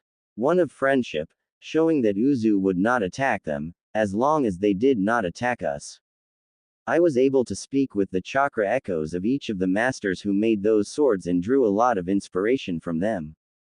The Crimson Princess has 9 distinct complex sealing arrays that allow it to have hugely powerful abilities. The first of the 9 seals of the Crimson Princess is the Eternal Seal, was inspired by the Kubikiribocho, the decapitating carving knife. Because of it, the blade is now made of chakra-conducting black adamantine, which makes it incredibly hard to damage in any way. But if it is ever damaged, it will repair itself using blood or any chakra source. Even if it is ever completely destroyed, it will very slowly reform. The second seal is the Soul Seal and was inspired by Samahata. The Crimson Princess is sentient, able to tell exactly who its owner is and will not allow itself to be used unless by its owner or someone who its owner has said could use it. No henge will work against it, and it cannot be used directly against its owner, if the borrower tries to turn on them. The blade would fight back in at least one of the many ways it could. It can also communicate with its owner, mostly intent, but other times it can communicate in its owner's mind. Being sentient, it also will not allow its owner to use any of its abilities that they are not equipped to handle. The third seal is the Power Seal and was inspired by Haramakare, with influence from samahata as well. It absorbs, stores, and uses chakra. It can absorb and store normal chakra, demonic chakra, and nature chakra, without limit. Now it can absorb chakra in multiple ways. Either the wielder or a tailed beast feeds it chakra, it is left still and absorbs nature chakra, or it can absorb incoming attacks. Now to absorb incoming attacks, the wielder has to have at least matching chakra in their reserves and have proficient enough chakra control to do so. It's kinda hard. The fourth seal is the strength seal and is what allows it to use its stored chakra, and was inspired by the sword Kiba. It can use it for chakra attacks or in seals or, with elemental chakra, to change the properties of itself. When using lightning chakra, it vibrates at an extremely high frequency and becomes the sharpest blade ever, as well as to move faster. Wind chakra also sharpens it and allows it to be controlled away from its user's body with hand gestures, almost like a puppet. Fire chakra heats it up, leaves an after trail of fire, and causes any wound it leaves to also include third-degree burns. With earth chakra it allows it makes itself weigh much more, making every strike more and more powerful. And finally water chakra allows it for it to be more elastic, redirecting easier, and can create a water whip out of the front. It can use nature chakra to majorly strengthen any attack or feed to its owner if they are a sage. Demon chakra similarly. The fifth seal is the transformation seal. I guess you can say it was influenced by Kabutowari and Nuibari. While I personally did not see the use of their unique abilities as did see that there is no universal tool, and it depends on the situation to what is needed. So, the transformation seal allows the sword to shrink, grow, and shift into a similar weapon. It can become as small as a pen knife or as big enough the nine tails could wield it. It can also shift to other weapons, such as a halberd, that consist of one blade and a handle. The sixth seal is the memory seal. Again, I found the sword lacking, but the fact that Shibuki does incorporate seals inspired me. The sword basically has an ever-growing library of seals that it can instantly create. The sword learns them if their owner learns them and will never forget, so even later generations can learn seals from the sword, but it will not allow the owner to use a seal they are not capable of. When creating a seal, the sword can use any of its stored chakra and will almost instantly form the condensed completed seal, from its owner's will. The seal appears out of the tip of the blade, and as long as the blade is within a foot of what the owner wants the seal on, it does not have to be in contact to place the seal. Think freed from fairy tale. The seventh seal is the light seal, and it is somewhat inspired by the haramakare. It can use the stored chakra to create chakra constructs that surround the blade. It can create a powerful flash of visible chakra to blind enemies. Similar to the Kaden of the Hyuga, it can revolve a solid wall of chakra into a shield that can block any attack as long as it's made with enough chakra, or it can make a skin-tight armor of chakra, although the chakra cost and control needed is heavy. The eighth seal is the shadow seal. It can be split up for a total of 9 versions of itself with shadow clones. The clones wielding the Crimson Princess can take way more than one hit. In fact, unless it is a death blow or an incredibly debilitating blow, they can keep fighting. The sword also allows for the original to, with concentration, see out of the eyes of a clone, and with focus control it. Of course, in doing so the original can't move their own body, so they better be in a safe place. Finally, the ninth and last seal is the Heaven Seal. In it is 9 of the most powerful seals ever created. They all have been named after a god as well. What is even more special about the Heaven Seal is that unlike the other 8 seals, this seal layer can actually be adjusted so that the owner can wield them. I can't use but 2 of them. I'm working on being able to master the others though. Yay, it's that powerful, Jiraiya said grinning, but without being strong and training in general it's just a very nice sword. Do I even want to know what the seals are in the Heaven Seal? Tsunade groaned, realizing that Naruto was going to be causing her so many problems, and so much paperwork. Well, one of them is the Eye of the Whirlpool God Seal. It allows the sword to be stored in my mindscape and be called out on instinct or in the instant of a thought. As well as it can be summoned to my hand no matter where I am and where it is in just as quickly. When I die, it will choose one of my children to wield it. If I don't have any, then it will search far and wide for a suitable candidate of Uzumaki ancestry to wield it. Naruto said, the next one is the Flash if the Thunder God seal, and I can't use that one just yet, but I'm close. The one I made and can use is the Whisper of the Hummingbird God seal.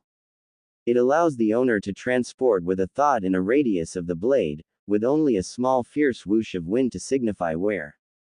While very similar in thought to the Flash of the Thunder God seal, to me it is better for fighting 1 to 2 enemies in close combat, while the Flash seal is better at allowing one person to fight an army.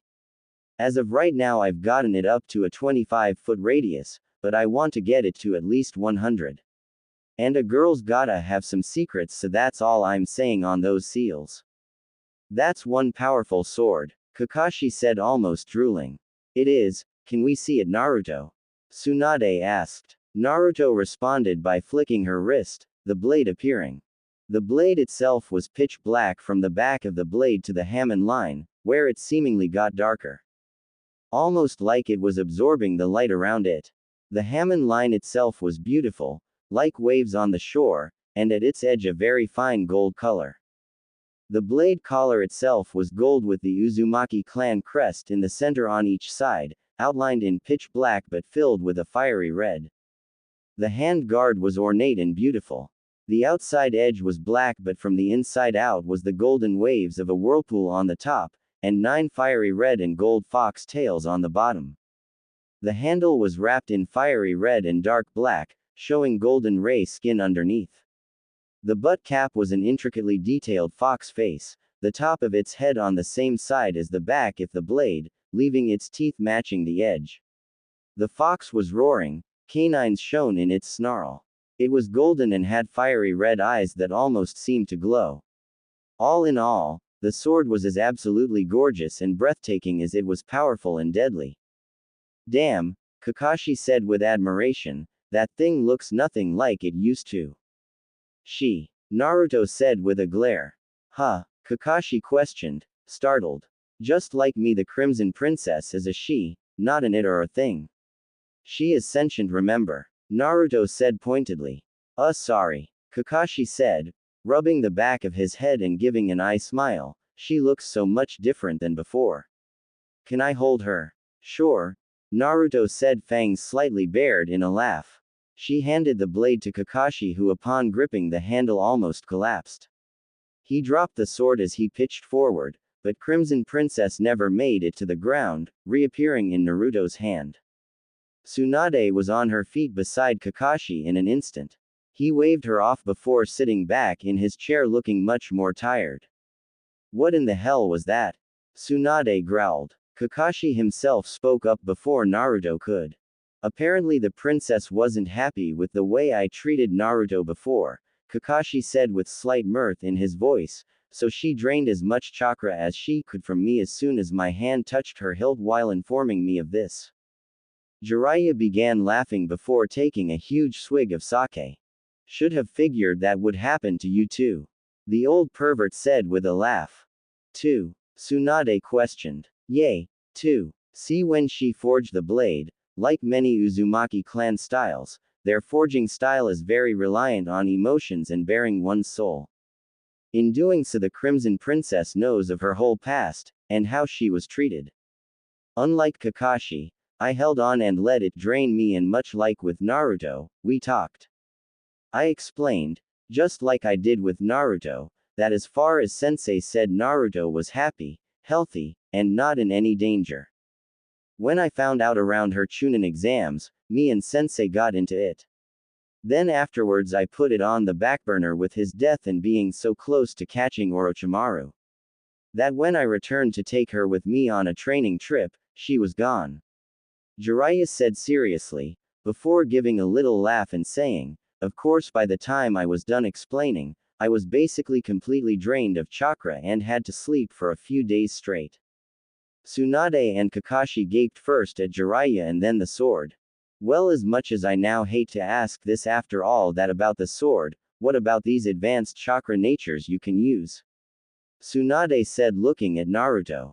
Well, since I have 4 natural affinities and they are all very strong ones, the way she reworked my DNA makes it to where I can combine them much easier than other ninja, and train until they could possibly become a natural affinity. The only one I can really use well right now is the ice release, the others are just too difficult. Naruto said. Holy hell. Kakashi was finally able to speak again. How do you figure she's only mid-jonin? Don't act like an idiot, Kakashi, Jiraiya said disapprovingly. We both know power does not equal ability.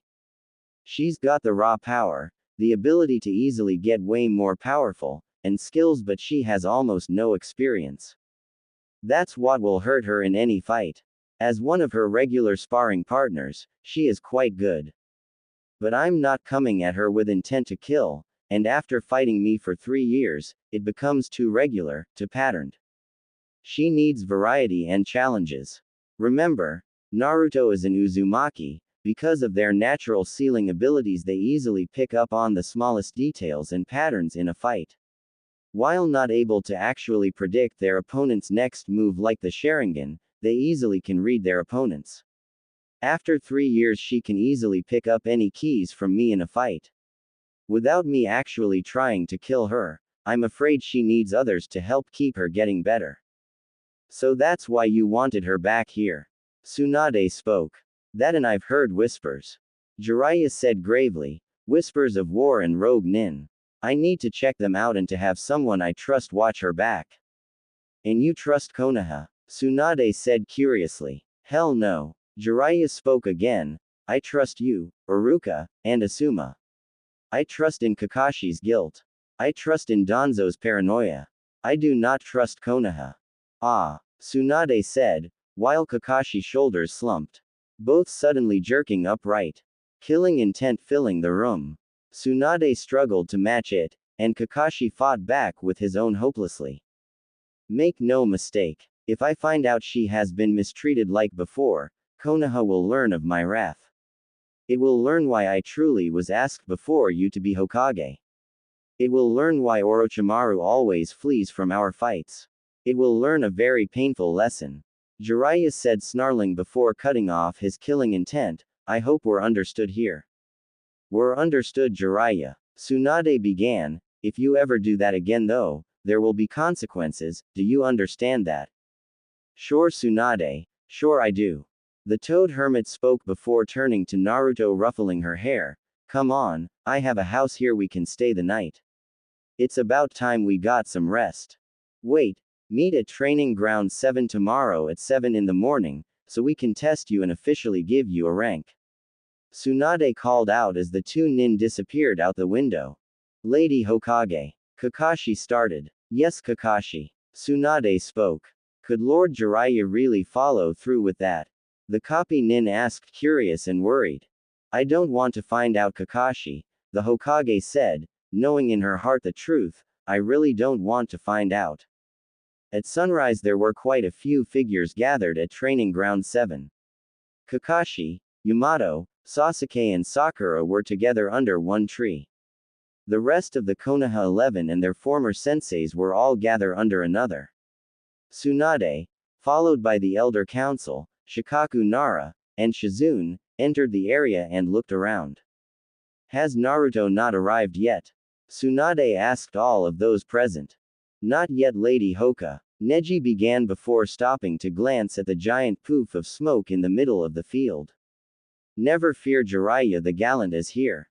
They all heard as the smoke cleared and revealed Jiraiya and Naruto on the head of the chief toad Gamabunta. Jiraiya, why do you always have to do that? It's embarrassing for me and little Naru. Gamabunta began seriously before ending it with a laugh. I'm not little, you fat old toad.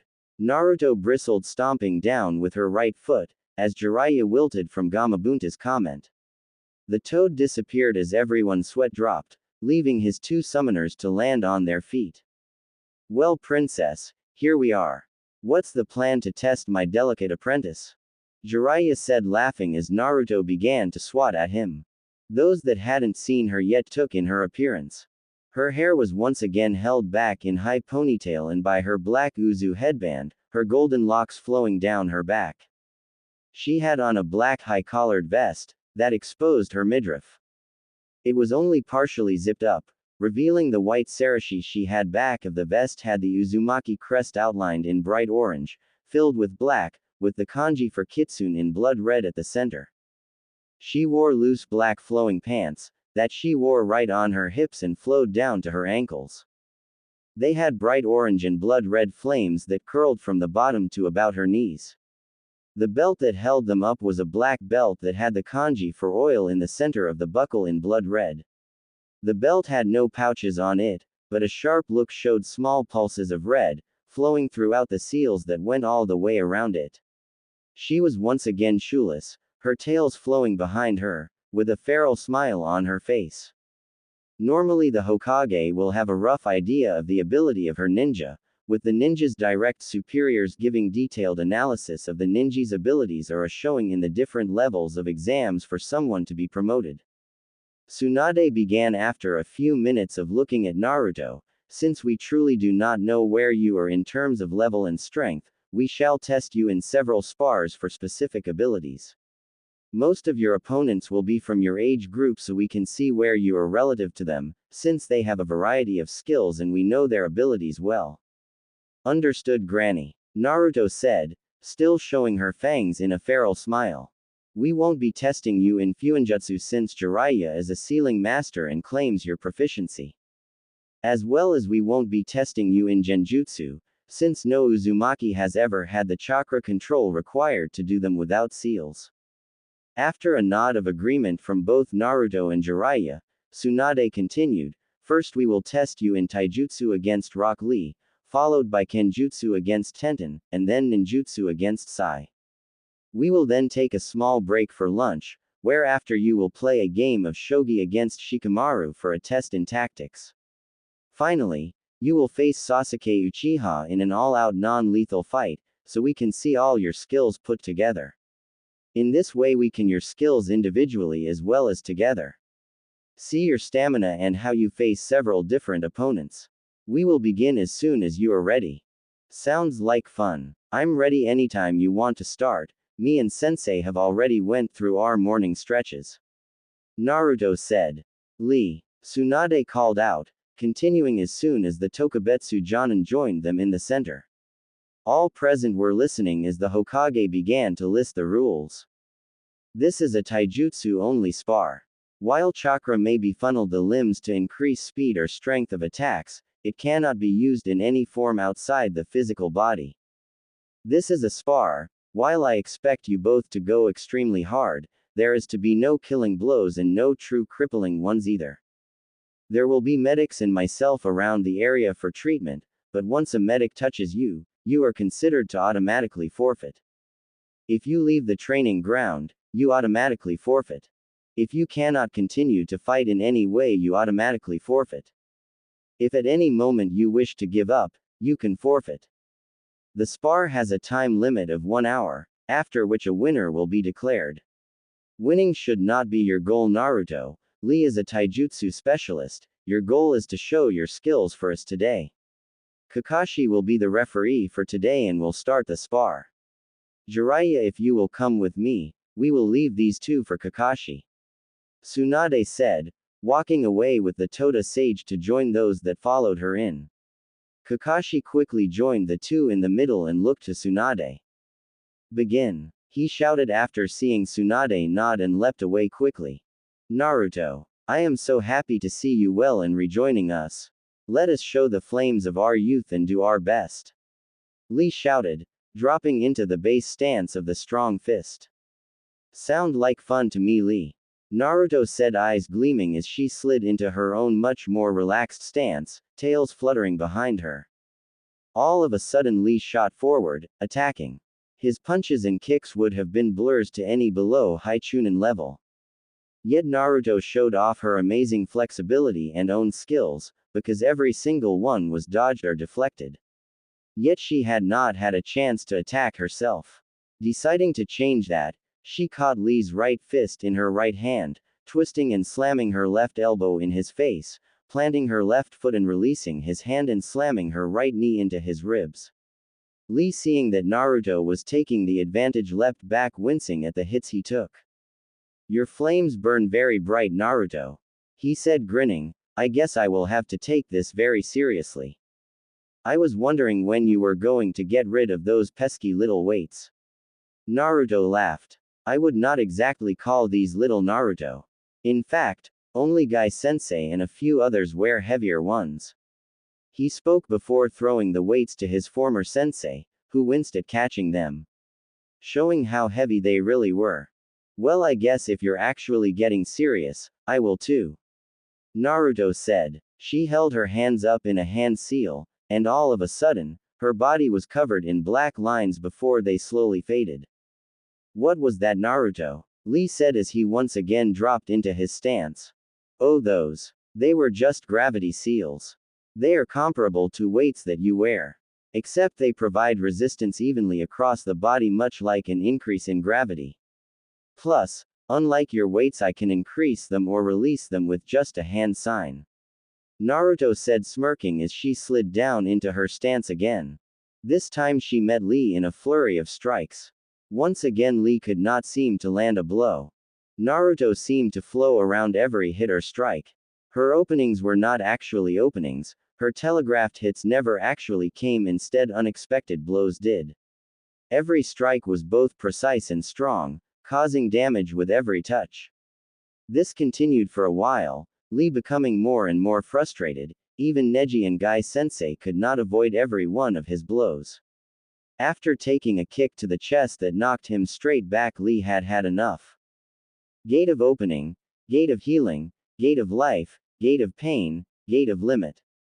As Lee opened each one of the gates, he released more and more power, his body turning red. "Naruto, you have truly pushed me far. I will no longer hold anything back. You have no shame for when you lose today. In strictly taijutsu battles there are very few who can beat me at this level," Lee said, sliding into his now familiar stance. "Well, Lee, don't count your win just yet. I also have a few tricks left." Naruto closed her eyes and placed her hands on her stomach. Within a great exhale, the seal appeared on her stomach. Everyone flinched when they felt the chakra flow through her body. When she opened her eyes, everyone took in her changes. Her canines appeared even sharper, her whiskers darker, the red in her eyes was much more pronounced. Her nails on her feet and hands had sharpened, her tail seemed to be moving wilder, as she crouched down in a more animalistic version of her previous stance. "Well, Lee, while you have the gates, I have my tails. I am channeling 3 tails of power right now. Each tail gives me a chakra boost, increases my senses, strengthens my body, and makes it more flexible. This next clash will be our last," Naruto declared. Both combatants disappeared in a crack of sound. They were blurs to all those that were just Jonin, and only the most elite Jonin and cage-level shinobi could truly keep track of their movements. Lee was good, very, very good. Naruto was better. Lee could not touch her. She could bend around every attack and counterattack with ease. She struck not just with her human appendages but with her tails as well. They were hardened by chakra, so each strike was just as devastating as a punch or kick. The last blow came suddenly. Naruto avoided a blow by bending backwards, nearly in half. As soon as her hands touched the ground, she brought both feet up, connecting under Lee's chin, launching him in the air. She quickly finished her backward somersault, and as soon as her feet hit the ground she launched after him. She rose above him, tucked herself and slammed all 9 chakra-strengthened tails into Lee, shooting him straight to the ground, knocking him out cold. Sakura quickly rushed to Lee's side and began healing him. While Naruto looked around the clearing and saw the destruction, many of those gathered were amazed at both combatants' abilities. The only exception, the last loyal Uchiha, who had a small frown on his face. Tsunade, Jiraiya, and Kakashi joined her. "Well, Naruto clearly won that," Kakashi said. "Yay. Sorry, I think we went a little overboard," Naruto said, scratching the back of her head as she reverted back to her base state and looking at all the destruction. There were craters and holes littering the grounds. Trenches and uprooted trees. The place was a disaster. Maybe a little, Kakashi said dryly. Yes, Naruto, you both definitely went overboard, but the good thing is I placed one of our restoration seals on this place before your spar. This place will be back together soon. Jiraiya said laughing. Before their eyes the place indeed was fixing itself. The trees' roots seemed to pull them back in the ground. The craters, holes and trenches slowly filled themselves in. Grass regrew before all their eyes. This is a seal, Tsunade exclaimed. I may have to get you to do this for every training ground. You'll have to get Naruto. It's her clan's seal, Jiraiya said. Speaking of Naruto, how did you manage to not get hit by a single one of Lee's strikes? There are very few that could do that. Guy with more gates opened. Kakashi pushing the limits of his Sharingan. Jiraiya or myself going all out from the get-go. Tsunade spoke. Everyone was keenly listening in once again, especially a recently awoken Lee. My fighting styles. Naruto said. My taijutsu styles are the Uzumaki clan style, Kitsune style, and Toad style. The Uzumaki clan style is about being completely unpredictable, to avoid strikes, and land blow after blow on my opponent. The Kitsune style is about creating false reads to easily counter and misdirect your opponent, using flexibility to avoid strikes, and sharp, precise strikes. The Toad style is a strong style where you block or deflect blows and land devastating strikes or using key locks to fight. Combine those with my preternatural body and I become extremely hard to actually hit. Those styles all complement each other really well. That gives you an extremely wide range of attacks while keeping a singular base. That's amazing. Kakashi said with a grin. Yup, Naruto answered, closing her eyes, making a hand seal and reactivating her gravity seals. Well, Naruto, as soon as all of this is repaired, then you and Tenten will spar as well. Tsunade spoke. In fact, Kakashi, go get her and we can go over the rules for this spar as well. Tenten and Kakashi returned quickly and Tsunade began to speak. Everyone was listening in. Tenten and Naruto, this is to be a kenjutsu only spar. Since we have already seen what you are capable of in taijutsu, you are not to use chakra on your physical body to increase speed or strength. Chakra may be funneled the sword to increase speed or strength of attacks or to use kenjutsu attacks. It cannot be used in any form outside of the sword. This is a spar. While I expect you both to go extremely hard, there is to be no killing blows and no true crippling ones either. There will be medics and myself around the area for treatment, but once a medic touches you, you are considered to automatically forfeit. If you leave the training ground, you automatically forfeit. If you cannot continue to fight in any way, you automatically forfeit. If at any moment you wish to give up, you can forfeit.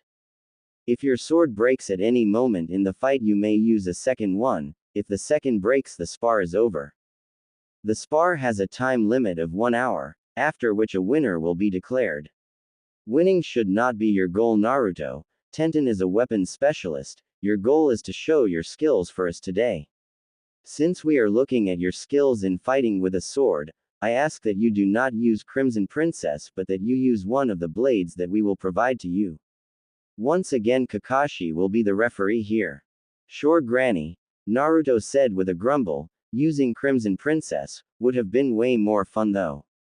What is Crimson Princess? Tenten questioned. Crimson Princess is the sword of the Uzumakis, reforged to being one of the most powerful blades in existence. And Naruto will not be using it because we are here to test her skills in using a sword, not her skills in using a sword that has no equal in battle. Tsunade said, giving a small glare at Naruto. Naruto merely rolled her eyes at the glare. Well, Naruto, you can use one of my swords then. I have the best selection and quality in Konoha, Tenten began, as long as you let me see Crimson Princess later. As she finished speaking, she started throwing puppy dog eyes at Naruto and hung off her arm, begging her. Sure, Tenten, let's see what kind of swords you have. Naruto said. As soon as she agreed, Tenten pulled out a massive sealing scroll and unraveled it. There was kanji for every type of weapon. Tenten found sword, and after pushing chakra into the mark, another large scroll appeared. She unrolled it as well and hid it with chakra. Every surface of the scroll then contained swords. From tantos to katanas. Welp, here they are. Some of my best babies. Tenten said with a grin, how about this? You pick one, then I pick on, then you pick one, then I pick one. That way we both have two really good ones for the spar. Sounds good. Naruto said, carefully eyeing the sword before quickly choosing a medium-sized katana, unsheathing it and giving it a few practice swings. Finally nodding to Tenten to indicate that she had made her choice. Interesting choice, it's a Kumo blade. Tenten said, quickly choosing her own. I know. You can tell by the hamon, and the cloud pattern that's been etched into the blade. Naruto said, looking through the rest of Tenten's collection. So you purposely chose a Kumo blade? Tenten said, looking curiously at Naruto. Yup. Kumo's blades are made from high-quality steel that they make from the ore they find in the mountains around Kumo. Plus, they are well known for being able to channel large amounts of chakra through them. Naruto said, finally selecting a second blade, that was very similar to her first. Very nice, you have a blade from the land of iron. Those are expensive. You have a nice eye for swords, Naruto. Tenten laughed, hopefully you're as good with them as you were with taijutsu. Oh, don't worry about that, I am. Naruto said, giving Tenten a feral smirk, as Tenten indicated she had chosen her second sword. Tenten strapped her swords both on her right side, drawing one. Naruto merely placed one of her swords at her belt, where it sealed itself inside. While the other she also placed on her right side where it seemed to just hang there. Tenten just stared. Seals. Was all Naruto said with a shrug and a grin. Well, if you two are done chatting, you can begin. Kakashi said from beside the two, before leaping away. Welp, let's show them what we can do, Naruto. Tenten said, dropping into her stance, feet wider than shoulders apart, knees bent, both hands on her sword's handle, which was arched across her right shoulder ready to strike. Let's do it, Naruto said, dropping into her own much looser stance. Her feet only slightly wider than her shoulders, knees slightly bent, both hands on her sword's handle which was around her right hip, blade pointed almost straight up. They stared into each other's eyes, daring the other to strike. Almost at the same time both struck, the sound of clashing metal echoing through the clearing. Tenten had a staunch defense, staying low in her stance to knock away any strike coming her way, striking when she felt an opening. Naruto, on the other hand, was the unrelenting offense. Her strikes never seeming to have a pattern, a rhyme or reason. Her own defense, when Tenten struck, was simply to flow from her attack to glancing Tenten's blade, of course. Their dance was both beautiful and deadly. Then the beat changed. Tenten, tired of the constant onslaught from Naruto, started attacking herself. Her strikes were keen and precise. Years of practice guiding her hand and feet into a fearsome attack that most would struggle to defend. Most did not include Naruto. She seemingly flowed from her own attack to defense, stopping every strike and swing with her own blade. Before Naruto, with a twinkle in her eye, once again changed the rhythm of the fight. It was with the next strike where Tenten's blade met Naruto's, that Naruto's blade seemed to not have anything behind it and fell from her hands. This caused Tenten, who had seen the defensive maneuver coming, to fall off balance. Naruto, on the other hand, simply grabbed her sword, twirling to avoid Tenten, and struck with a swift stab. One that Tenten was unable to completely avoid, still receiving a cut on her arm. Naruto grinned at the girl and attacked, matching Tenten's blade with her own. Weaving the unorthodox style in with both her offensive and defensive styles. Leaving Tenten covered in cuts all over her body, while Naruto was once again unharmed. You're pretty good, Naruto, but how about we crank this up a notch? Tenten all but growled out after having disengaged and leapt back from Naruto. You're not so bad yourself. And sure, what did you have in mind? Naruto said with her now trademark feral smirk. How about something like? Tenten began smirking, as she made several one-handed hand signs, before regripping her sword, which was now lit up in flames, fire release, talon slash. As she called out the jutsu, the tip of her sword lit on fire. Using both hands she started swinging her sword in front of her.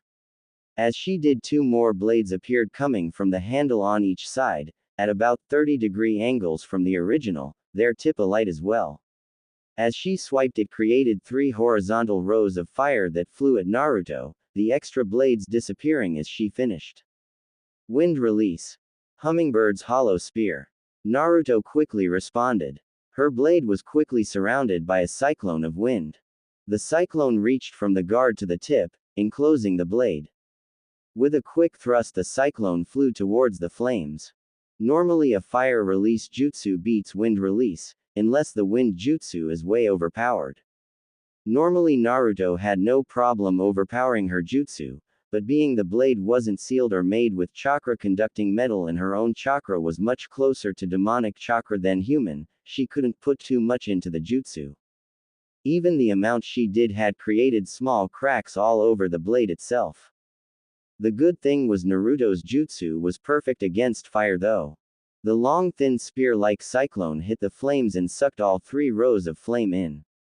The way Hummingbird's hollow spear worked, was the cyclone was fast, powerful wind was the outer shell, but inside it was a vacuum.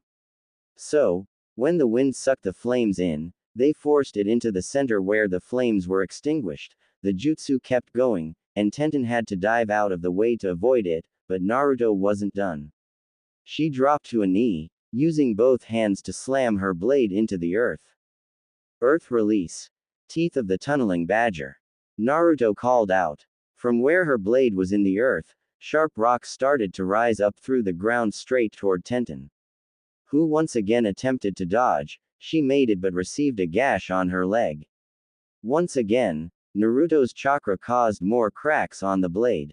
Tenten launched herself at Naruto as quick as she could. Their blades sang as they met repeatedly, until everyone heard a loud crack, as Naruto's blade finally shattered, and she leapt away from Tenten. Well, sorry about your sword, Tenten. Naruto said, looking down at the handle and the remains of the blade, before dropping it.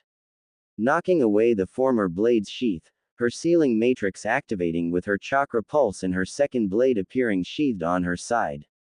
It's okay, Naruto. Tenten said, looking at it sadly, you just have so much chakra, I'm not exactly surprised.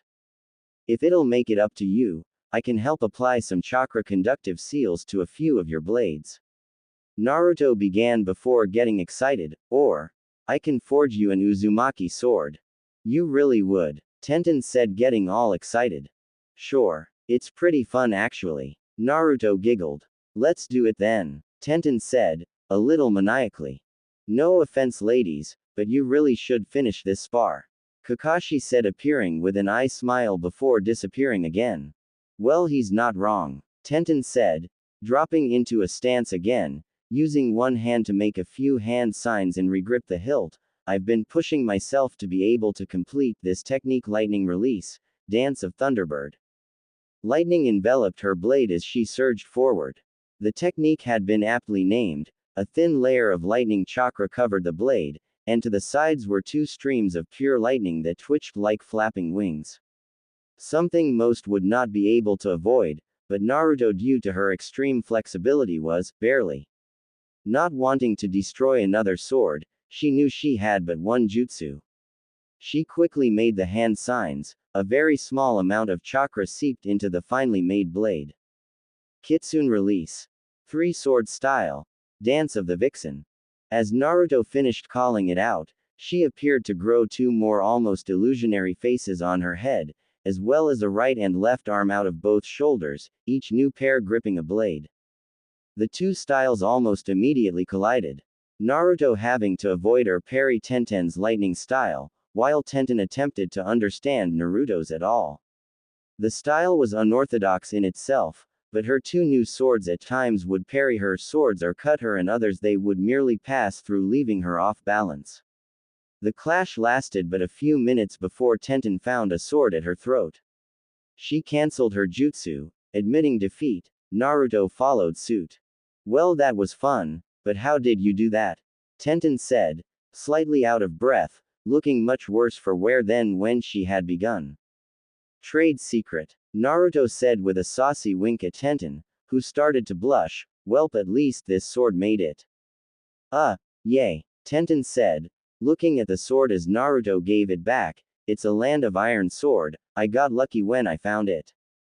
Well, like I said, I'll make you a new sword for breaking your other one, and since we're friends, I'll place a few seals on that one to help with chakra conductivity and strength. Naruto said with a laugh and scratching the back of her head.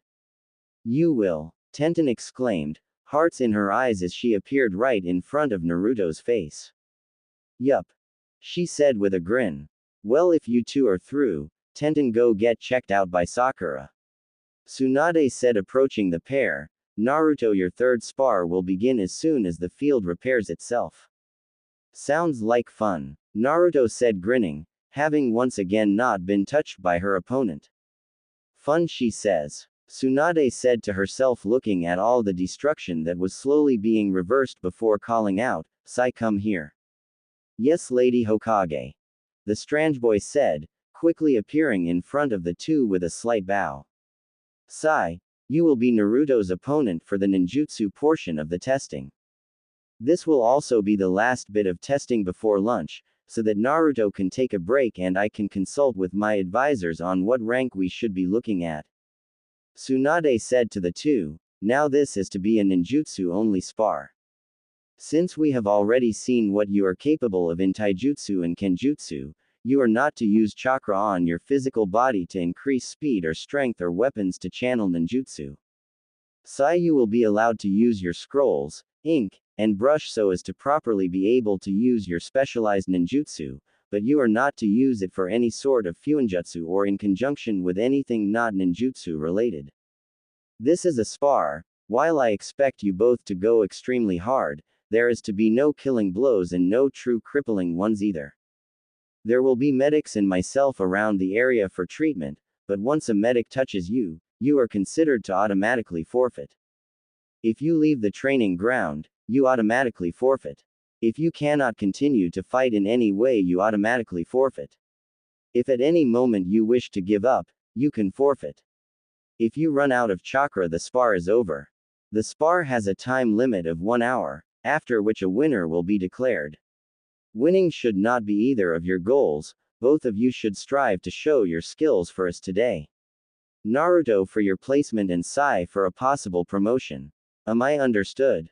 Yes, Lady Hokage. Sai stated. No sweat, Granny. Naruto laughed out, adopting a quick nice guy pose. Well then, as soon as the field finished repairing itself, Kakashi will start the match. Tsunade said, ignoring Naruto's antics. She then walked back to where her former teammate was standing to once again watch the action.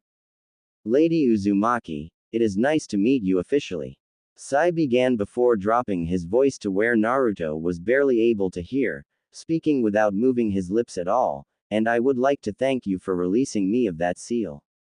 I would like to talk to you and Lord Jiraiya about that entire situation as soon as possible. You can drop the whole Lady Uzumaki thing. While it is nice for someone to actually recognize my standing for once, just call me Naruto. Naruto said with a grin before dropping her own voice to well below a whisper, keeping the grin on her face, no sweat. Tonight, at the pervy sage's house. You think we need to include Granny? Of course, Lady I mean Naruto. Sai said, continuing the double conversation. I assume by Granny you mean Lady Hokage, but no, not just yet. While she has indeed reclaimed a good bit of power that Lord Third lost to the council, Lord Danzo is still not politically weak or without his own resources. Every move against him will have to be carefully calculated, and underneath. So, why is Granny letting you use scrolls, ink, and a brush? Naturo said, laughing and then continuing their private conversation. Understood. Just one question. Why are you trying to make moves against him? Shouldn't you be one of his loyal little slaves? I use a very rare form of ninjutsu that is ink-based and can bring certain drawings of mine alive to attack my opponents.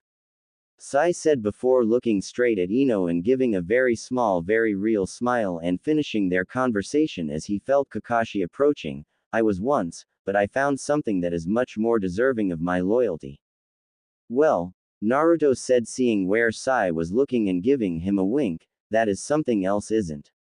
I understand now.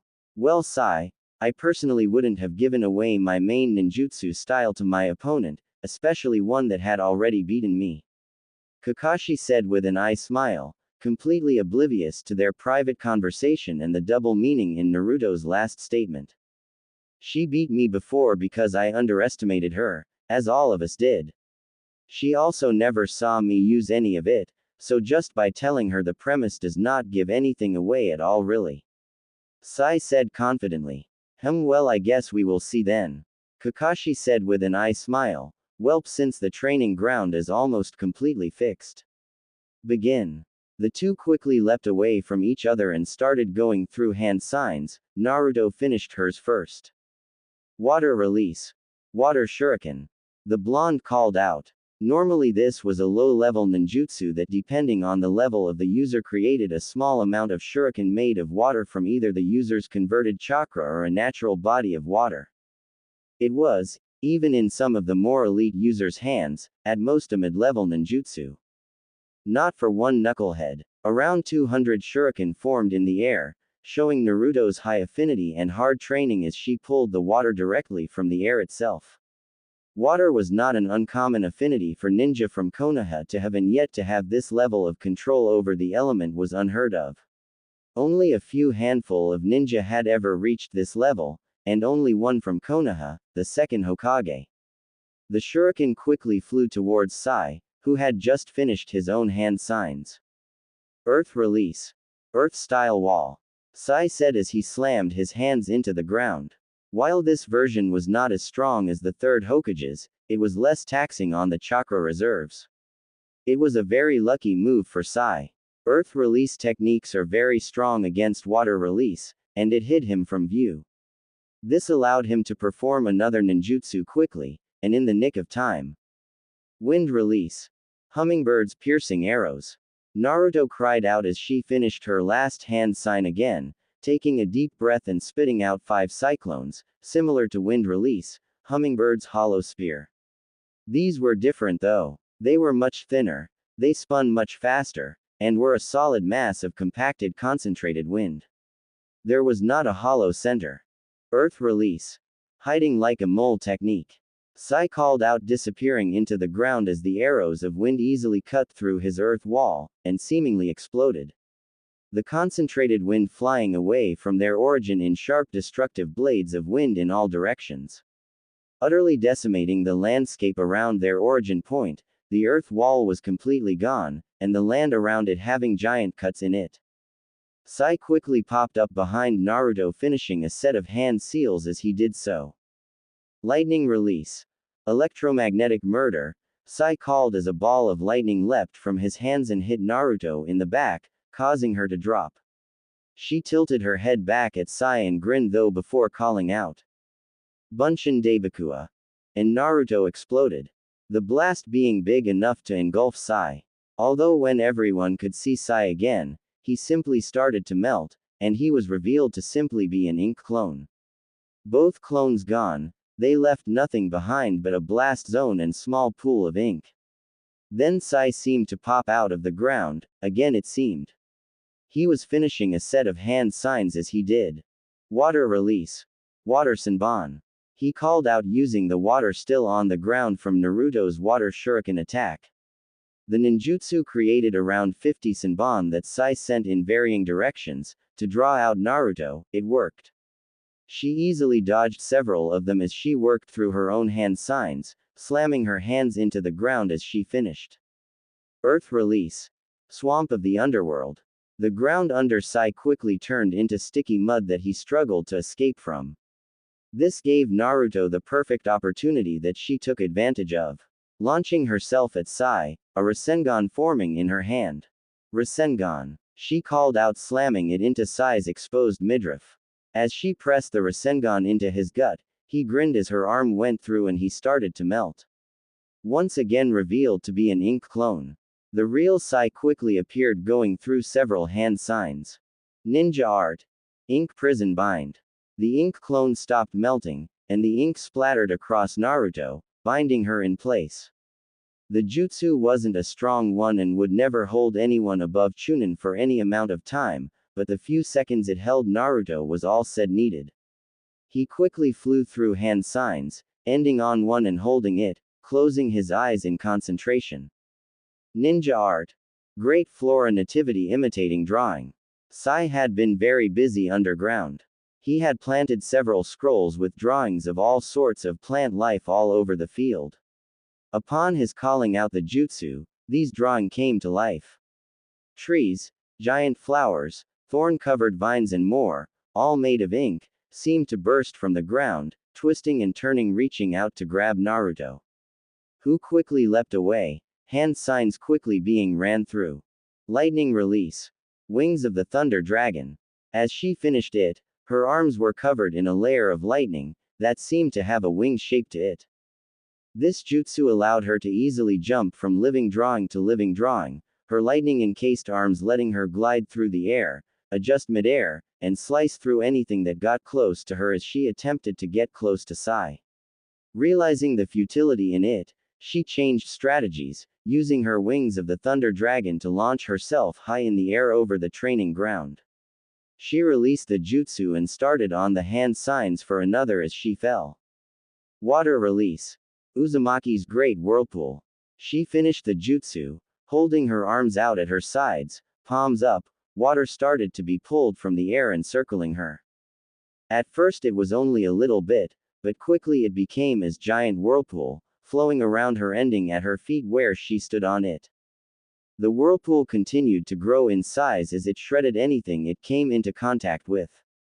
Sai's plant life drawings didn't stand a chance. What wasn't washed away was shredded. What wasn't shredded was drawn in and crushed by the pressure. After the field was undoubtedly cleared, she released the jutsu. The training ground was a wreck. The whirlpool had devastated it, leaving a very half-drowned looking Sai, gritting his teeth. Lucky for him, his scrolls were waterproof. He flipped one out. This one was different though. The inkwell being larger than all his others. He made only a few one-handed hand signs. Ninja art. Great ink deluge, Sai called out. All the ink from all his past creations joined the ink flying out from the inkwell in his scroll. The field was flooded with the thick black ink, creating a lake of the stuff. Before he quickly started drawing. Ninja art. Super kaiju imitating drawing. Sai finished calling out and with one quick hand sign, something slid off his scroll and into the inky depths of the ink-covered field. Suddenly tentacles sprang from the depths, slamming into Naruto. The eye of a kraken slipped above the surface, as Naruto had to leap, duck and dodge its tentacles. She quickly formed two Rasengan in each and used them to destroy tentacles as fast as she could. Unfortunately for her, the kraken's tentacles just healed back. The creature able to use the lake of ink it was hidden in to heal any damage. Then Sai made another hand sign, and the kraken's attacks changed. Not only was Naruto having to dodge the tentacles, but now the beast was blasting out streams of ink from them as well. The blasts coming out hard enough they would have taken the flesh off the bone. Naruto quickly grew tired of this game. She quickly flashed through hand signs, taking a huge breath as she leapt into the air. Fire release. Fire dragon's roar. Naruto cried out as a stream of super hot, almost white fire blasted from her mouth. Hot enough that the water in the ink quickly evaporated, destroying the kraken and destroying the lake of ink. She stopped the jutsu, and started weaving another set of hand signs. Water release. Water dragon bullet. Once again, she pulled the water out of the air, the giant dragon taking shape. A very tired Sai looked up, with a glint in his eye, quickly weaving a few hand signs, and using the very little bit of ink that hadn't been incinerated. Ninja art. Ink deluge. The ink quickly welled up and splashed against the giant dragon made of water, splattering across it. A few more hand signs and Sai called out, Ninja art, ink contamination. The water of the dragon turned an inky black and Naruto frowned as Sai pulled it away from her. He now controlled it. Naruto growled, her hands coming out and a look of determination appeared on her face. Two huge Rasengans formed in her hands and hidden from Sai, an even bigger one was being formed by her 9 tails. She charged at the water dragon bullet as Sai directed it to her. She slammed the Rasengans that were in her hands, destroying it as she cried out the technique's name. Big Ball Rasengan Barrage. The Rasengans in her hand splattered it out. She came through its remains, still charging at an exhausted Sai, flipping and slamming the hidden Rasengan into his chest. Big Ball Rasengan Slam. Naruto easily landed on her feet, finally looking a little put out.